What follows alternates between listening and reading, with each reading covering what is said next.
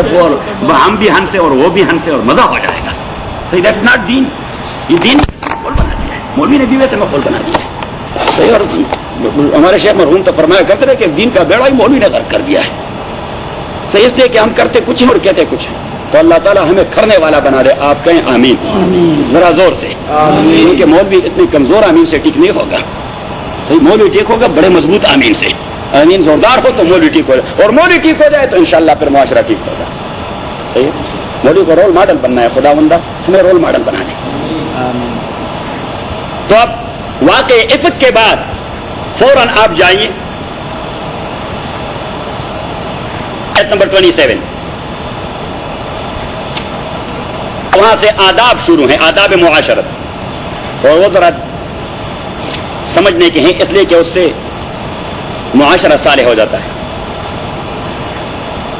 یا ایھا الذین آمنوا, ایمان والو, لا تدخلوا بیوتا غیر بیوتکم, آپ داخل نہ ہو جائیے پرائے گھروں میں. غیر بیوتکم یعنی اپنے گھروں کے علاوہ کسی اور کے گھر میں اس طرح داخل نہ ہو جائیے. حتی تستانسوا, مگر بعد ازاں تستأذنوا, کہ آپ اجازت لے لیں. تستانسوا کا معنی اجازت لینا. حتی تستانسوا, مگر بعد ازاں کہ آپ اجازت لے لیں. وتسلموا علی اہلھا, اور آپ وہاں رہنے والوں پر سلام بھی کریں. اجازت مل گئی تو داخل ہو کے اس طرح نہیں, آپ کا اس اجازت کے بعد داخل ہونا بھی کچھ مہذب طریقے سے ہونا چاہیے. السلام علیکم. وعلیکم السلام. ذالکم خیر لکم لعلکم تذکرون, یہ بہتر ہے آپ کے لیے تاکہ آپ لوگوں کے ذہن میں بات آ جائے. فإن لم تجدوا فیہا احدا, اگر آپ نہیں پاتے گھر کے اندر کسی کو, فلا تدخلوها, تو داخل نہ ہو جائیے. اس کا معنی یہ نہیں کسی کا گھر خالی ہے تو آپ کو اجازت کھلی مل گئی ہے, نہیں. فلا تدخلوها, بھائی وہ کسی اور کا گھر ہے, اگر کوئی نہیں اس میں تو اس کا یہ معنی تو نہیں کہ اجازت آپ نے تب لینی جب کوئی ہو اندر. جب کوئی اندر نہ ہو کوئی الغار کر دے. فلا تدخلوها حتى يؤذن لكم, اللہ کریم نے فرمایا کہ بنیادی اور اساسی چیز پرائے گھر میں داخل ہونے کے لیے اجازت ہے. Permission is must. صحیح, اور یہاں سے میرے خیال میں وہ ہے ٹریسپاسنگ کا مسئلہ. ہاں, وَإِن قِيلَ لَكُمُ ارْجِعُوا, اور اگر آپ سے کہا جائے ارجعوا, کہ آپ واپس چلے جائیں, means something is going on inside the house and at that time he is not ready to meet you. صحیح, تو آپ نے کیا چرخانی رکھی ہے کہ میں نے آج ابھی ملنا ہے.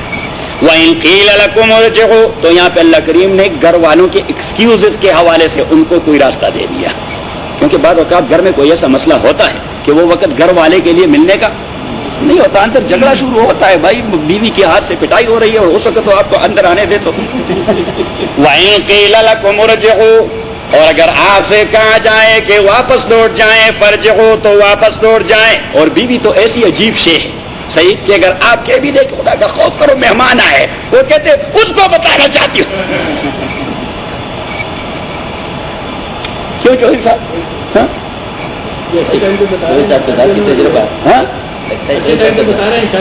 اچھا, کیونکہ ہم اور آپ تو گزر چکے ہیں. صحیح, ہم نے ساری مصیبتیں جی لی ہیں. وَإِن قِيلَ لَكُمُ ارْجِعُوا فَارْجِعُوا, تو واپس ہو جائے. وَأَزْكَىٰ لَكُمْ, یہ آپ کے لیے پیورٹی والی بات, طہارت والی بات, یہ آپ کے لیے تزکیے والی بات ہے. یعنی آپ خامخواہ کمیٹڈ نہ رہے کہ میں نے ابھی آپ سے ملنا ہے.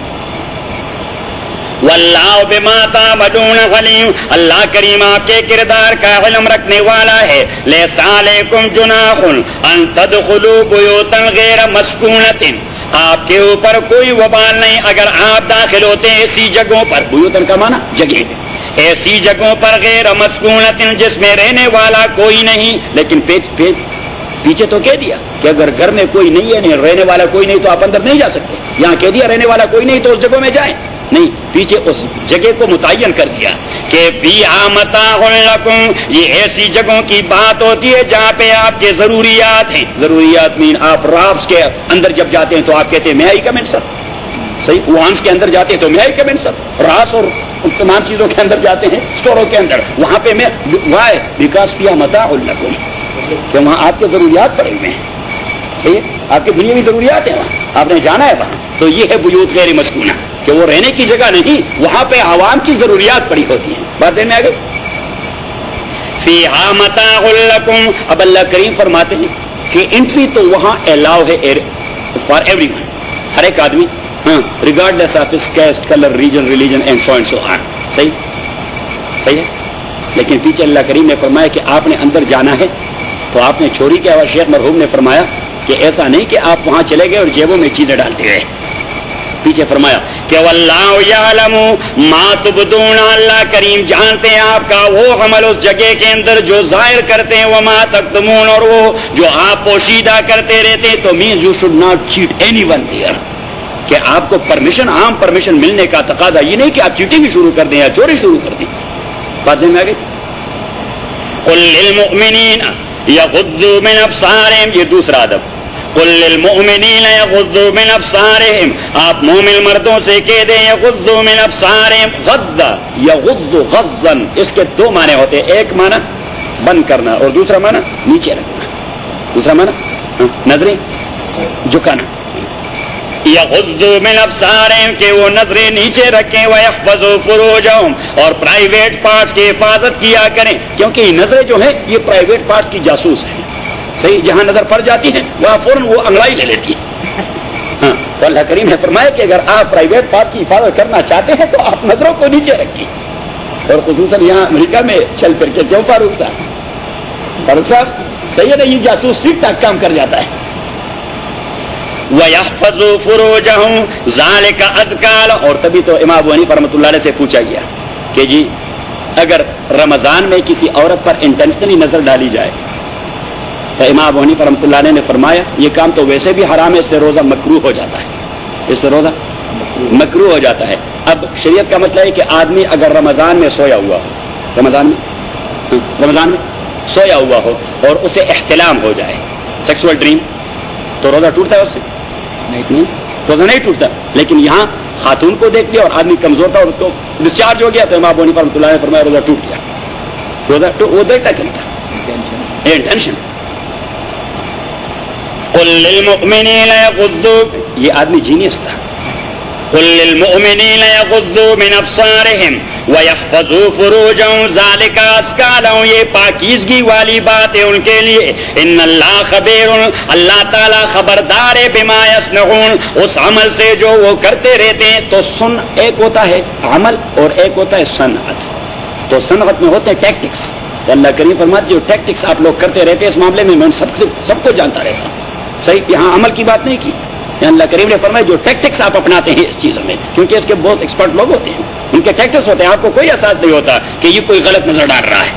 تو اللہ کریم فرماتے ہیں میں ٹیکٹکس کو جانتا ہوں. وَقُلْ لِلْمُؤْمِنَاتِ يَغْضُضْنَ مِنْ أَبْصَارِهِنَّ, اور مومن عورتوں سے بھی کہہ دیں کہ وہ اپنی نظروں کو جھکائے رکھیں. وَيَحْفَظْنَ فُرُوجَهُنَّ, اور اپنے پرائیویٹ پارٹس کی حفاظت کرتے رہیں. وَلَا يُبْدِينَ زِينَتَهُنَّ, اور ان کے زینت وہ ظاہر نہ ہو جائیں. وَلَا يُبْدِينَ زِينَتَهُنَّ, اور ان کی زینت, ان کی بیوٹی ظاہر نہ ہو جائے. ہاں, الا ما ظهر منها, مگر وہ جو ظاہر ہو جاتی ہے ضرورتاً او اضطراراً. یہ آپ لکھ کے وہاں ضرورتاً او اضطراراً, ضرورتاً او اضطراراً. اضطرار کا معنی ان اوائڈیبل سرکمسٹانسز. اب ان اوائڈیبل سرکمسٹانسز میں کیا ہوگا؟ کچھ بھی نہیں ہوگا, اس کا انٹینشن تو کھولنے کا نہیں. وَلَا يُبْدِينَ زِينَتَهُنَّ إِلَّا مَا ظَهَرَ مِنْهَا, اور وہ کو لینا زینتهن, اپنی بیوٹی, إِلَّا مَا ظَهَرَ مِنْهَا, مگر وہ جو کھل جائے ضرورت کے حوالے سے یا اضطرار کے حوالے سے. وَلْيَضْرِبْنَ بِخُمُرِهِنَّ عَلَى جُيُوبِهِنَّ, اب یہاں پہ دو لفظ, ایک ہوتا ہے خمار اور دوسرا ہے جیب. خمر یہ جمع ہے, پلورل ہے خمار کا, اور جیوب یہ جمع ہے جیب کا. جیب کا معنی ہوتا ہے گریبان, قمیص کا گریبان جو یہاں سے شروع ہو جاتا ہے, قمیص کا گریبان جو یہاں سے شروع ہو جاتا ہے, اس کے گریبان کہتے ہیں, اس کو کیا کہتے ہیں؟ گریبان کہتے ہیں. اور خمار that is a cover which will cover the whole and entire body of the woman concerned from head to toe, سر سے لے کر, اس کو عربی میں کہتے ہیں خمار. یہ لغوی مسئلہ ہے اس کا. تو امین کہ اس کا بیل ایسا ہونا چاہیے جو سر سے لے کر ٹو تک سارے بدن کو کور کر دے. بازی میں آگے وہ بھی ہے, وہ تو تہذیب کی بات ہے نا, کہ کوئی برقع استعمال کرتا ہے، کوئی چادر استعمال کرتا ہے، مختلف چیزیں ہوتی ہیں، لیکن مینز کہ خمار اس کپڑے کو کہا جائے گا جو سر سے لے کر ٹو تک سارے بدن کو کور کرے.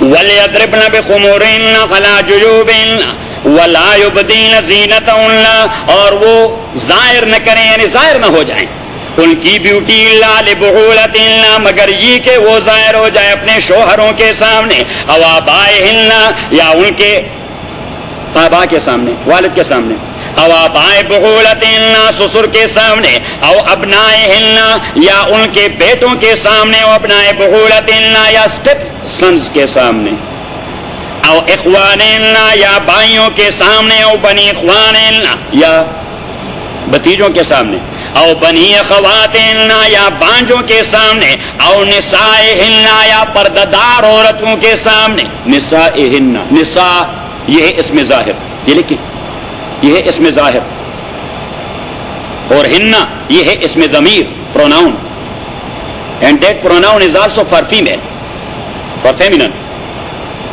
تو او نسائہن مینز لفظی معنی اس کا ہوگا یا عورتوں کے لیے. تو عورت کی عورت کون ہوتی ہے؟ وہ کوئی شادیاں کرتی ہے، وہ کوئی لیسبین تھوڑی ہے، صحیح. تو او نسائہن، مفسرین فرماتے ہیں کہ مسلمان عورت کافرہ عورت کے لیے اس طرح اس سے پردہ واجب ہے جس طرح مرد سے واجب ہے. مسلمان عورت کے لیے کافرہ سے اس طرح پردہ واجب ہے جس طرح مرد، اس لیے کہ کافروں کی کوئی تہذیب نہیں ہوتی. اور نسائہن مینز کہ اگر ان کی بیوٹی وہ ظاہر ہو جائے، مینز یہ اور پنڈلیاں، یہ نہیں کہ یہاں سے اوپر نہیں، یہ تو ہے عورت غلیظہ، یہ تو ہے عورت غلیظہ، یعنی یہاں نی سے لے کر نیول تک یہ تو عورت غلیظہ ہے، تو کسی کے سامنے بھی ظاہر کرنا بھی جائز نہیں. اور ذہن میں آ رہی یہ باقی حصوں کی بات ہو رہی، جو عام لوگوں سے تو چھپا رکھنا واجب لازم ہے، لیکن اگر باپ بیٹا ہے اور ٹھیک ہے مروت کے خلاف ہے اگر باپ کے سامنے لڑکی کی پنڈلی وہ کھلی ہوئی ہے، نہیں کھولتی. پردہ دار خواتین، یا سبحان اللہ، وہ تو شوہر کے سامنے بھی اتنی پردہ دار دیتی ہے، ہاں اس کی بھی چانس نہیں دیتی. وَلَا يُبْدِينَ زِينَتَهُنَّ إِلَّا أَوْ بَنِي إِخْوَانٍ أَوْ نِسَائِهِنَّ أَوْ مَا مَلَكَتْ أَيْمَانُهُنَّ. ابن عباس نے اس کا ترجمہ کہہ دیا. ملکت ایمانہن تو عام ہے، ملکت ایمانہن یہ عام ہے مرد اور عورت دونوں کے لیے، یا ان کے غلاموں اور کنیزوں کے سامنے. تو ابن عباس رضی اللہ تعالیٰ نے فرمایا لا تغرنکم سورۃ النور، سورۃ النور آپ کو دھوکے میں نہ ڈال دیں غلط تفسیر کرتے ہوئے. غلام کے سامنے اس کی بیوٹی ظاہر ہو جائے تو مسئلہ ہی کچھ اور ہو جائے گا، کیونکہ وہ تو فریکوینٹلی آتا جاتا ہے، اس کے لیے تو کوئی رکاوٹ نہیں، وہ تو پھر وہی کام ہوگا کہ وہ شام تک انگلش ہوگا. صحیح. بس یہ ترکاری صاحب سے پوچھیں. او ما ملکت ایمان اور یہ کیسے پھر لالا کو دے دیں کہ اوشان ہونے شمد اللہ تعالیٰ وہ ابدا سے کار بنا کوئی اوشان ہونے والے اور تفریدی.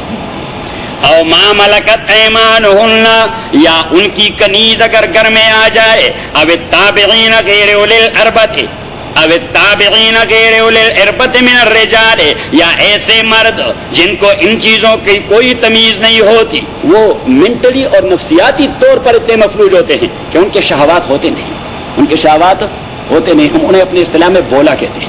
کیا کہتے ہیں؟ بولا. لیکن بولے دو قسم کے ہوتے ہیں. ایک بولا وہ جو بات کو تو نہیں سمجھتا لیکن اس کام کو ٹھیک ٹھاک جانتا ہے، تو وہ نہیں مراد. یہ وہ شخص مراد ہے جس کا نفسیاتی پرابلم یہ ہے کہ وہ ان چیزوں کو جانتا نہیں.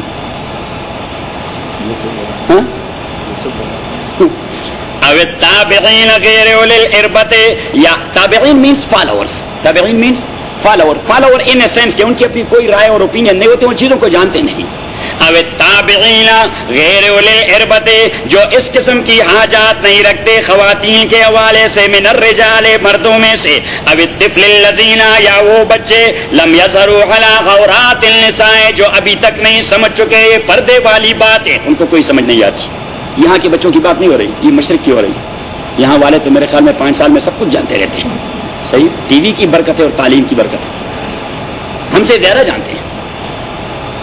وَلَا يَضْرِبْنَ بِأَرْجُلِهِنَّ لِيُعْلَمَ مَا يُخْفِينَ مِنْ زِينَتِهِنَّ وَلَا يَضْرِبْنَ بِأَرْجُلِهِنَّ. اور جب وہ چلتی پھرتی رہیں، تو اس زمانے میں رواج یہ تھا، ہمارے ہاں ایک قسم کے چاندی کے بنے ہوئے ہوتے ہیں، ہم پازیب کہتے تھے. پتہ نہیں آپ کے ہاں تھے کہ نہیں پازیب؟ ہاں پازیب. تو اس میں کوئی گھنگرو لگے ہوتے تھے، وہ شرنگ شرنگ کرتے تھے. صحیح پنجابی کہتے چانجرا، چانجرا، ہاں یہی چانجرا. تو اللہ کریم نے فرمایا کہ چانجرا پہنے نہیں، یا اگر چانجرا پہنا ہے تو ایسے انداز سے قدم رکھے کہ اس سے آواز نہ نکلے. ہاں یہ ہے رومانٹک اصطلاح. صحیح، جھنکار کہتے ہیں اسے. وَلَا يَضْرِبْنَ بِأَرْجُلِهِنَّ، اور وہ نہ مارے اپنے پاؤں کو زور سے، لِيُعْلَمَ مَا يُخْفِينَ مِنْ زِينَتِهِنَّ، کہ محسوس ہو جائے وہ جو چھپے ہوئے ہیں مِنْ زِينَتِهِنَّ ان کے جیولری سے. وَتُوبُوا إِلَى اللَّهِ جَمِيعًا، اور آپ رجوع کریں اللہ کے جانب سب کے سب. أَيُّهَا الْمُؤْمِنُونَ، اللہ کریم نے یہاں لفظ توبو کہہ دیا کہ وَتُوبُوا، کیونکہ ان چیزوں کو چھوڑنا بڑا مشکل ہے.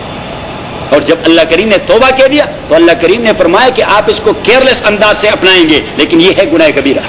یہ کیا ہے؟ گناہ کبیرہ. کیونکہ توبہ جو ہوتا ہے وہ گناہ کبیرہ سے ہوتا ہے، صغیرہ سے توبہ نہیں ہوتا. صغیرہ سے نہیں ہوتا توبہ. کس چیز سے ہوتا ہے؟ کبیرہ سے. تو اللہ کریم فرماتے ہیں کہ آپ اسے لائٹ لیں گے لیکن یہ گناہ کبیرہ ہے ساری چیزیں. تو فرمایا وہ توبو، آپ توبہ کریں ان چیزوں سے. وَتُوبُوا إِلَى اللَّهِ جَمِيعًا، اور توبہ کریں، رجوع کریں اللہ کے جانب سب کے سب. أَيُّهَا الْمُؤْمِنُونَ لَعَلَّكُمْ تُفْلِحُونَ، تاکہ آپ کامیابی حاصل کریں. تو اٹ مینس کہ اگر یہ کرو گے تو ناکام رہو گے، یہ کرو گے تو ناکام رہو گے، یہ احکام اپناؤ گے تو کامیاب ہو جاؤ گے. چوتھا حکم وَأَنكِحُوا الْأَيَامَ مِنكُمْ، اور آپ نکاح کا انتظام کریں. الْأَيَامَ مِنكُمْ، ایامہ مینس غیر شادی شدہ کے. وَأَنكِحُوا، اور آپ شادی کا انتظام کر دے. الْأَيَامَ، غیر شادی شدہ لوگوں کا، مِنكُمْ، آپ میں سے. وَالصَّالِحِينَ مِنْ عِبَادِكُمْ، اور آپ کے غلاموں اور کنیزوں میں جو صالحین ہیں ان کے شادی کا بھی انتظام کریں. کیونکہ وہ غلام ہوئے تو ان کے ڈیمانڈ تو ختم نہیں ہوئے، ریکوائرمنٹس تو وہی ہیں جو آپ کے ہیں. وَالصَّالِحِينَ مِنْ عِبَادِكُمْ وَإِمَائِكُمْ یکونوا فقراء، اگر وہ غریب ہیں، یغنیہم اللہ من فضل، تو اللہ کریم اپنی مہربانی سے انہیں غنی کر دے گا. واللہ واسع علیم، اللہ تعالیٰ وسعت پیدا کرنے والا اور جاننے والا ہے. اب اللہ کریم نے فرمایا کہ ایسا نہیں کہ میں نے حکم دے دیا کہ نکاح کر دیں تو آپ سرکمسٹانسز کو دیکھے بغیر بس نکاحوں پہ اغار کریں. نہیں، پیچھے فرمایا کچھ اپنے فائنانشل پوزیشن کو بھی دیکھا کریں کہ نکاح کریں تو اس کا معنی یہ ہے کہ اس کے مبادی آپ نے انتظام کرنے ہیں. حضور علیہ السلام نے تشریح کر دی کہ من استطاع منکم الباء، جو آپ لوگوں میں سے گھر بسانے کی بساط رکھتا ہو فلیتزوج، تو وہ نکاح کر دے. ومن لم یستطع فعلیہ بالصوم، جو نہیں رکھتا تو وہ شہوت کنٹرول کرنے کے لیے روزے رکھا کریں. تو یہاں وہی حکم کہ ولیستعفف الذین، اور عفاف کریں. عفاف کا معنی ترک نکاح، عفاف کا معنی ترک نکاح کے نکاح نہ کریں. وَلْيَسْتَعْفِفِ الَّذِينَ، اور غفاف کریں وہ لوگ لا یجدون نکاحا، جو بساط نہیں رکھتے نکاح کرنے کا. حتیٰ یغنیہم اللہ من فضل، تا کہ غنی بنا دے اللہ ان کو من فضل اپنی مہربانی سے. والذین یبتغون الکتاب مما ملکت ایمانکم، یہ ایک اور حکم معاشرے کا ضمناً ڈال دیا اللہ تعالیٰ نے. اسی لیے علماء فرماتے ہیں کہ یہ غلام بنانا یہ دین کا نیچر نہیں، کیونکہ جو دین آیا اس لیے ہے کہ ان نخرج العباد من عبادت العباد الى عبادت رب العباد. نبی کے تعلیم کا خلاصہ عامر ابن ربیعہ رضی اللہ تعالیٰ عنہ نے کسرا کے گورنر سے کہہ دیا کہ ہمارے مشن کا حاصل یہ ہے کہ انسان کو انسان کی بندگی سے نجات دلا کر ایک خدا کا بندہ بنا دیں. تو اٹ مینس کہ the very nature of Islam is that nobody should be غلام of somebody else, he must be only غلام آف اللہ سبحانہ و تعالیٰ. لیکن غلامی کا تصور تو میں نے آپ سے کہہ دیا تھا کہ 3 قسم کے رواج تھے. کتنے قسم کے؟ رات کے دیا 3. ایک وہ ہاں کہ مکمل طور پر صحیح تھے، 100% صحیح کسٹم حضور علیہ الصلوۃ والسلام نے ایز اٹ از رکھ دیے.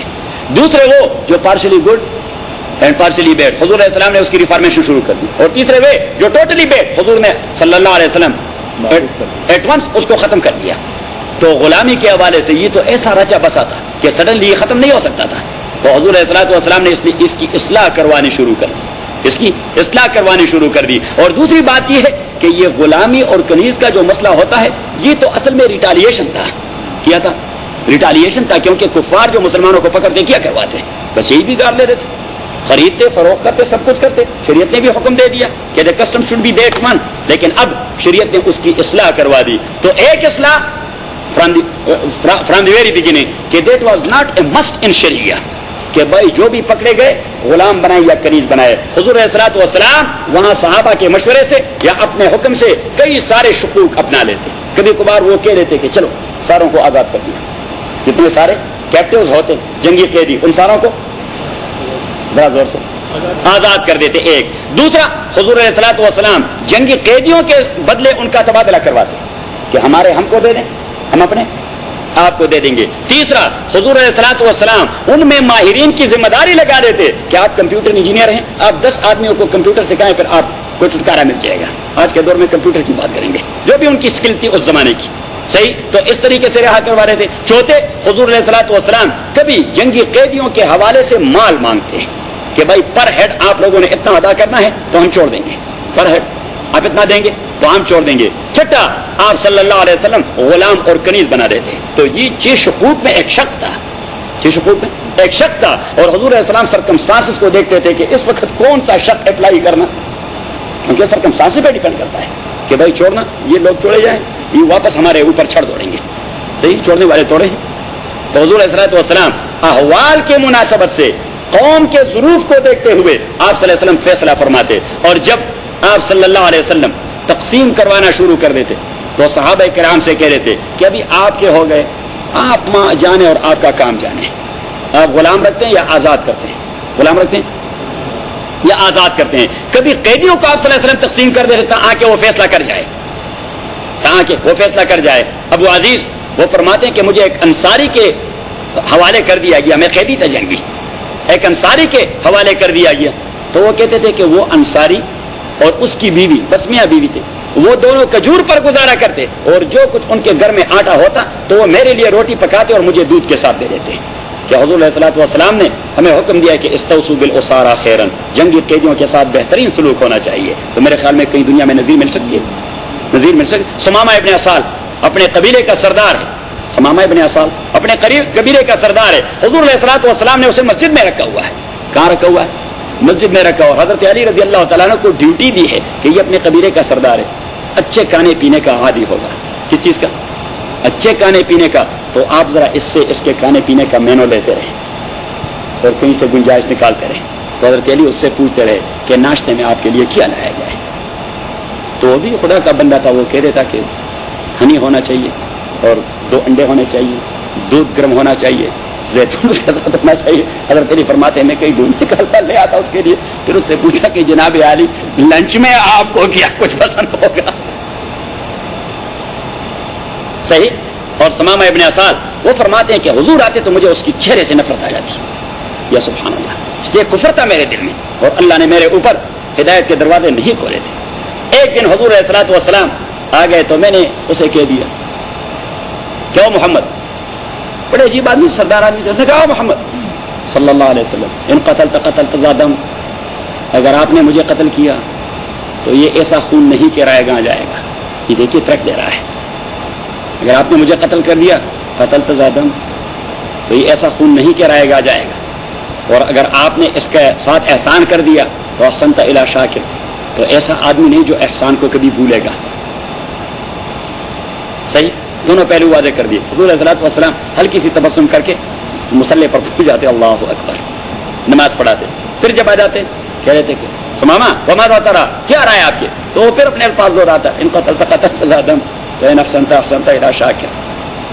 حضور علیہ الصلوۃ والسلام نے سے کہہ دیا اس کو، کہہ رہے چلو چھوڑ دیا. اس کو چھوڑ دیا. وہ نکلا مدینے سے باہر نکل کر جب باغات میں اندر داخل ہوا تو وہ کہتے ہیں وہاں پہ ایک چشمہ کا پانی تھا. میں نے کہا کہ اس سے پانی پیا جائے، اور وہ پانی میں نے کیا پی لیا کہ اللہ کریم نے دل کھول دیا. میں نے کہا غسل کیا جائے اور حضور کی خدمت میں واپس چلا جائے. تو میں نے غسل کر دیا اور واپس حضور کی خدمت میں آیا. میں نے کہہ دیا کہ اللہ کے نبی، جب میں یہاں سے جا رہا تھا اللہ کی ساری دنیا میں آپ کے چہرے جیسا مبغوض چہرہ میری نظر میں اور کوئی تھا نہیں. میں جو نفرت کرتا تھا آپ کے چہرے سے، صحیح، اور آپ کے ہاں سے نکلا تو ابھی ساری دنیا میں آپ جیسا محبوب چہرہ میری نظروں میں اور کوئی نہیں. مجھے ذرا اپنی غلامی میں داخل کیجیے. یہ ہوتا ہے حسن سلوک کا انجام. کیا ہوتا ہے؟ حسن سلوک کا انجام. ایک انصاری صحابی ہے، بنو قریظہ کے یہود، بنو قریظہ کے یہود. رات بات گئی تھی، سعد بن معاذ نے جو فیصلہ کر دیا. جب ان کو گرفتار کر کے لایا گیا تو ان میں ایک تھے جس نے اوس اور خزرج کے زمانے میں جھگڑے میں خزرج کے ایک صحابی کو پناہ دی تھی اپنے گھر میں، اور وہ وہاں بیٹھے تھے. وہاں پہ تو حضور علیہ الصلوۃ والسلام نے اس یہودی کو ہاتھ سے پکڑا اور اس کے حوالے کر دیا کہ یہ تو آپ کے ہاں آپ جو کچھ اس سے کرنا چاہتے ہیں. دیکھیے حضور علیہ الصلوۃ والسلام کہتے معاملہ فہم آدمی تھے کہ اس آدمی کے ساتھ احسان کیا تھا، یہ احسان کا بدلہ چکا ہے، صحیح، تو اس نے اس کو آزاد کر دیا. حضور علیہ الصلوۃ والسلام نے فرمایا میں نے بھی آپ کو اس لیے دیا تھا کہ آپ اس کے ساتھ احسان کیا تھا، آپ احسان کریں تاکہ اس کا بدلہ ختم ہو جائے.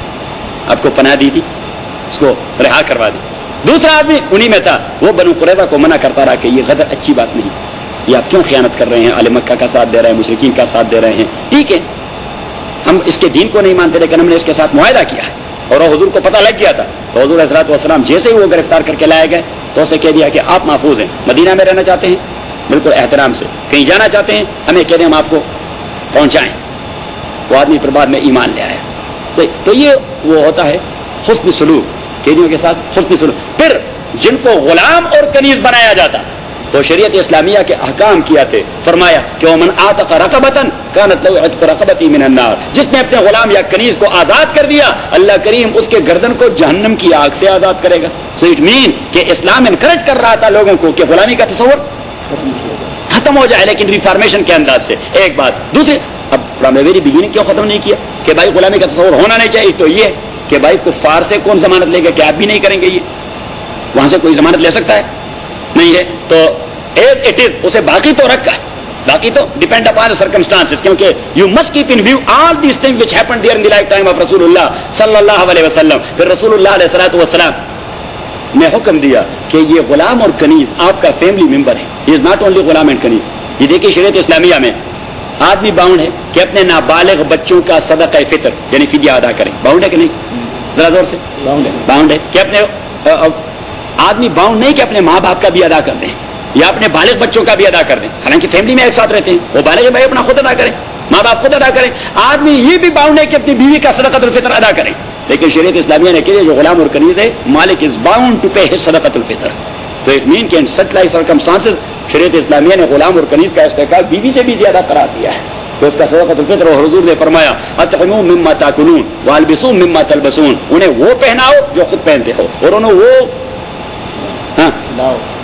کھلاؤ جو خود کھاتے ہو. اور جب رسول اللہ صلی اللہ علیہ وسلم وفات پا رہے تھے تو حضرت ابوبکر فرماتے ہیں کہ آپ صلی اللہ علیہ وسلم کی ہونٹیں حرکت کر رہی تھی لیکن آواز نہیں نکل رہی تھی. تو میں نے کہ کچھ فرما رہے ہیں تو میں نے بڑے قریب سے تو حضور کے آخری الفاظ تھے اللہ کے پاس جانے سے پہلے کہ الصلاۃ وما ملکت ایمانکم، نماز کے ساتھ کمیٹڈ رہو، نماز نہ چھوٹ جائے. وما ملکت ایمانکم، غلام اور کنیز کے ساتھ بہت زیادہ احسان کیا کرو. دیکھیے ایکولیٹی کو دیکھیے کہ کس اسلوب میں بیان کر دیا اور کس پیرائے میں کس چیز کے ساتھ ترتیب کر دیا. نماز کے ساتھ الصلاۃ وما ملکت ایمانکم، الصلاۃ وما ملکت ایمانکم، نماز کے ساتھ کمیٹڈ رہو، نماز نہ چھوٹ جائے. وما ملکت ایمانکم، کنیز اور غلام کے ساتھ کوئی زیادتی نہ ہو جائے، ان کے ساتھ احسان کیا کرو. صحیح. پھر اس کے بعد دیکھیے شریعت اسلامیہ نے آزادی کے حوالے سے لوگوں کو کیسے انکریج کر دیا. فرمایا کہ قسم اٹھائی تو کفارے کی ایک شق ہے اور تحریر رقبہ، غلام یا کنیز کو آزاد کرنا بطور کفارہ. قتل خطا کر دیا اور تحریر رقبہ بطور کفارہ. غلام یا یہ آپ لکھیں، غلام یا کنیز کو آزاد کرنا. زہار کر دیا اپنی بیوی سے تو تحریر رقبہ. ایک قسم، دوسرا قتل خطا، تیسرا زہار. یہ تو کفارے کے حوالے سے. مطلقاً آزادی کے حوالے سے یہ چوتھی بات کہ بھائی جس نے آزاد کیا جہنم کی آگ سے نجات مل جائے گی، انکریج کروا دیا. پانچویں چیز کہ عبد مشترک میں دو آدمی اس کے مالک ہیں. غلام ایک ہے، کنیز ایک ہے، لیکن مالک اس کے دو ہیں. اگر اسی میں ایک آدمی نے اپنا حصہ آزاد کروا دیا، اپنا حصہ، تو ایسا تو نہیں ہو سکتا کہ 50% آزاد اور 50% غلام. صحیح. تو اسے کہتے ہیں عبد ساعی. عبد ساعی کہ بس اب وہ غلام نہیں رہے گا. ہاں ٹھیک ہے، اس کی قیمت ہے فار ایگزامپل $1,00,000. کتنے؟ 1,00,000. تو 50,000 کا تو وہ آزاد ہو گیا. اینڈ لیٹ ہم go to find out from somewhere $50,000 to give it to you and then he will be آزاد. جیسے کہتے ہیں عبد الساعی. چھٹا کہ شریعت اسلامیہ نے حکم دے دیا کہ کنیز کے ساتھ آپ بطور ملکی یمینی سیکسول انٹرکورس کرو، بچہ پیدا کرو، اس سے کیا کرو، بچہ پیدا کرو، تو مالک جب اپنی کنیز کے ساتھ ہم بستری کرے اور بچہ پیدا ہو جائے تو بچہ تو پیدا ہو ہی جاتا ہے آزاد، کیونکہ وہ تو آزاد باپ کا بچہ ہے. لیکن وہ ماں کو یہ فائدہ دے دیتا ہے کہ اس کی ماں یہ مالک نہ فروخت کر سکتا ہے، نہ کسی کو ہبہ کر سکتا ہے، نہ گفٹ کر سکتا ہے، کچھ نہیں کر سکتا ہے، صرف اس سے خدمت لیتا رہے گا، بس خدمت کی حد تک. وہ فروخت، بس اس کے فروخت ختم ہو گیا، سیل پرچیز اس کا مسئلہ ختم ہو گیا بچے کی وجہ سے. اور جیسے ہی مالک مر جائے تو ایٹ دا مومنٹ وہ آزاد ہو جاتی ہے. اس کو کہتے ہیں ام ولد. ام ولد آدمی بات کہ کبھی کبھار آدمی کہہ جاتا ہے اپنے عبد سے، اپنے غلام سے کہ انت عتیق دبر منی، میرے مرنے کے بعد آپ آزاد ہوگے، میرے مرنے کے بعد آپ آزاد ہوگے. تو آدمی اپنے اس بات کو نہ وڈرا کر سکتا ہے، بس یہ جو کہہ دیا تو کہہ ہی دیا، کیونکہ شریعت اسی چیز پر ایگر ہے کہ غلام کو آزادی مل جائے، غلام غلام نہ رہے. پھر کو کہتے ہیں مدبر. کیا کہتے ہیں؟ مدبر. تو مرنے کے بعد وہ آزاد ہو جاتا ہے، اور اس کو بھی نہ فروخت کیا جاتا ہے نہ اجارے پر دیا جا سکتا ہے، بس صرف آپ اپنی خدمت لے سکتے ہیں. اور 8ویں چیز مکاتب. یہ میں تحقیق صرف اس کے لیے کر رہا تھا. مکاتب، مکاتب آدمی اپنی کنیز یا غلام سے کہہ دیتے ہیں ان ادیت الیہ کذا فانت حر، اگر آپ نے مجھے اتنے پیسے دے دیے تو آپ آزاد ہو جائیں گے. آپ نے مجھے اتنے پیسے دے دیے تو آپ، اس کانٹریکٹ کو کہتے ہیں عقد کتابت. کیا کہتے ہیں اس کو؟ عقد کتابت. اور اس غلام اور کنیز کو کہتے ہیں مکاتب. کیا کہتے ہیں؟ مکاتب. اور وہ جو سورہ توبہ کی آیت میں آیا ہے 8 انواع جو زکوٰۃ کے مصارف ہیں، اور اسی میں ہے وہ فی الرقاب. کیا ہے؟ وہ فی الرقاب. وہاں فی الرقاب سے یہ مکاتب مراد ہے کہ بھائی آپ اپنے زکوٰۃ اس مکاتب کو دے دیں تاکہ اس کو آزادی مل جائے. اور زکوٰۃ جتنا بھی ہے بس اس سے کہنے بھائی کتنے پیسے ہیں جی 50,000 میں نے دینے، 50,000 زکوٰۃ کے فنڈ سے اسے دے دیں تاکہ اسے آزادی مل جائے. تو پھر رقاب ذہن میں آ گیا. ہاں جاوید صاحب کیا کہہ رہے تھے؟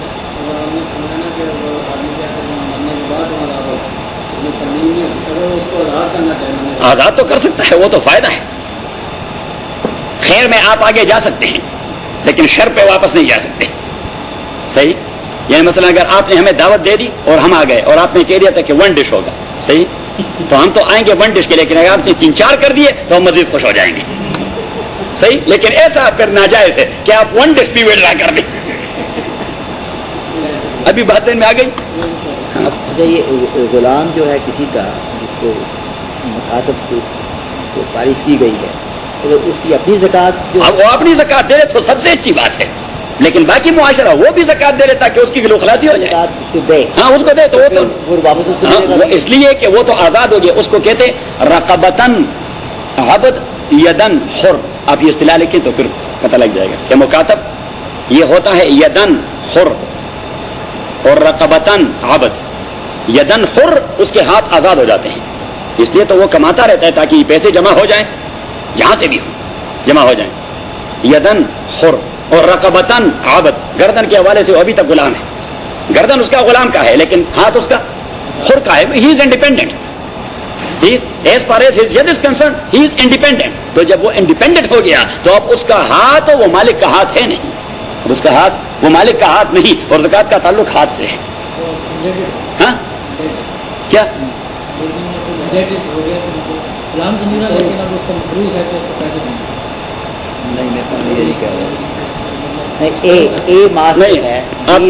جو ہے غلام ہے. آپ ایسا نہیں کہہ سکتے کہ غلام نہیں رہا، اس لیے تو میں نے کہہ دیا کہ اس کا ہاتھ آزاد ہے لیکن گردن اس کا ابھی تک غلام ہے.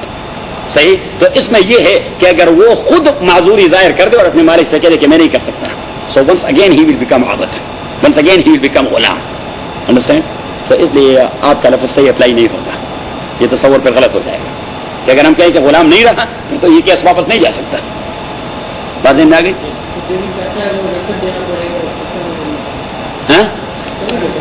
وہ مارگیج کی بات کر رہے ہیں، وہ اپنی فیلڈ کی بات کر رہا ہے. نہیں، آزاد تو وہ اسی وقت سے آزاد ہے، اس لیے وہ اپنے لیے کماتا رہتا ہے. یہ دن خور کا اصطلاح جو ہم نے یعنی جس وقت سے اس نے بات کی اسی وقت سے وہ آزاد ہوا. آزاد ان اے سینس کہ وہ کماتا ہے کس لیے؟ اپنے لیے. جب تک آزاد نہیں تھا وہ کماتا تھا کس کے لیے؟ اپنے مالک کے لیے. وہ آزاد تو ہو گیا ہے تو جتنا جتنا وہ کماتا رہے گا وہ دیتا رہے گا. والذین یبتغون الکتاب، اور وہ غلام اور کنیز، یبتغون الکتاب جو طلب کرتے ہیں، الکتاب عقد مکاتبت. اگر یہ ساری تقریر میں نہ کرتا تو آپ کہتے ہیں کہ یہ کیا کتاب لینا چاہتے ہیں، کوئی پیغمبر بننا چاہتے ہیں کہ ہمیں کتاب دے دیں.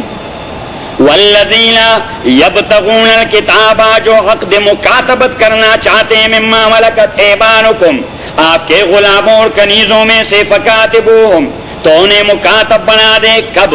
ان علمتم فیہم خیرا، وہ آپ پہ تو امپوز نہیں کر سکتا اگر آپ سیٹسفائیڈ ہیں.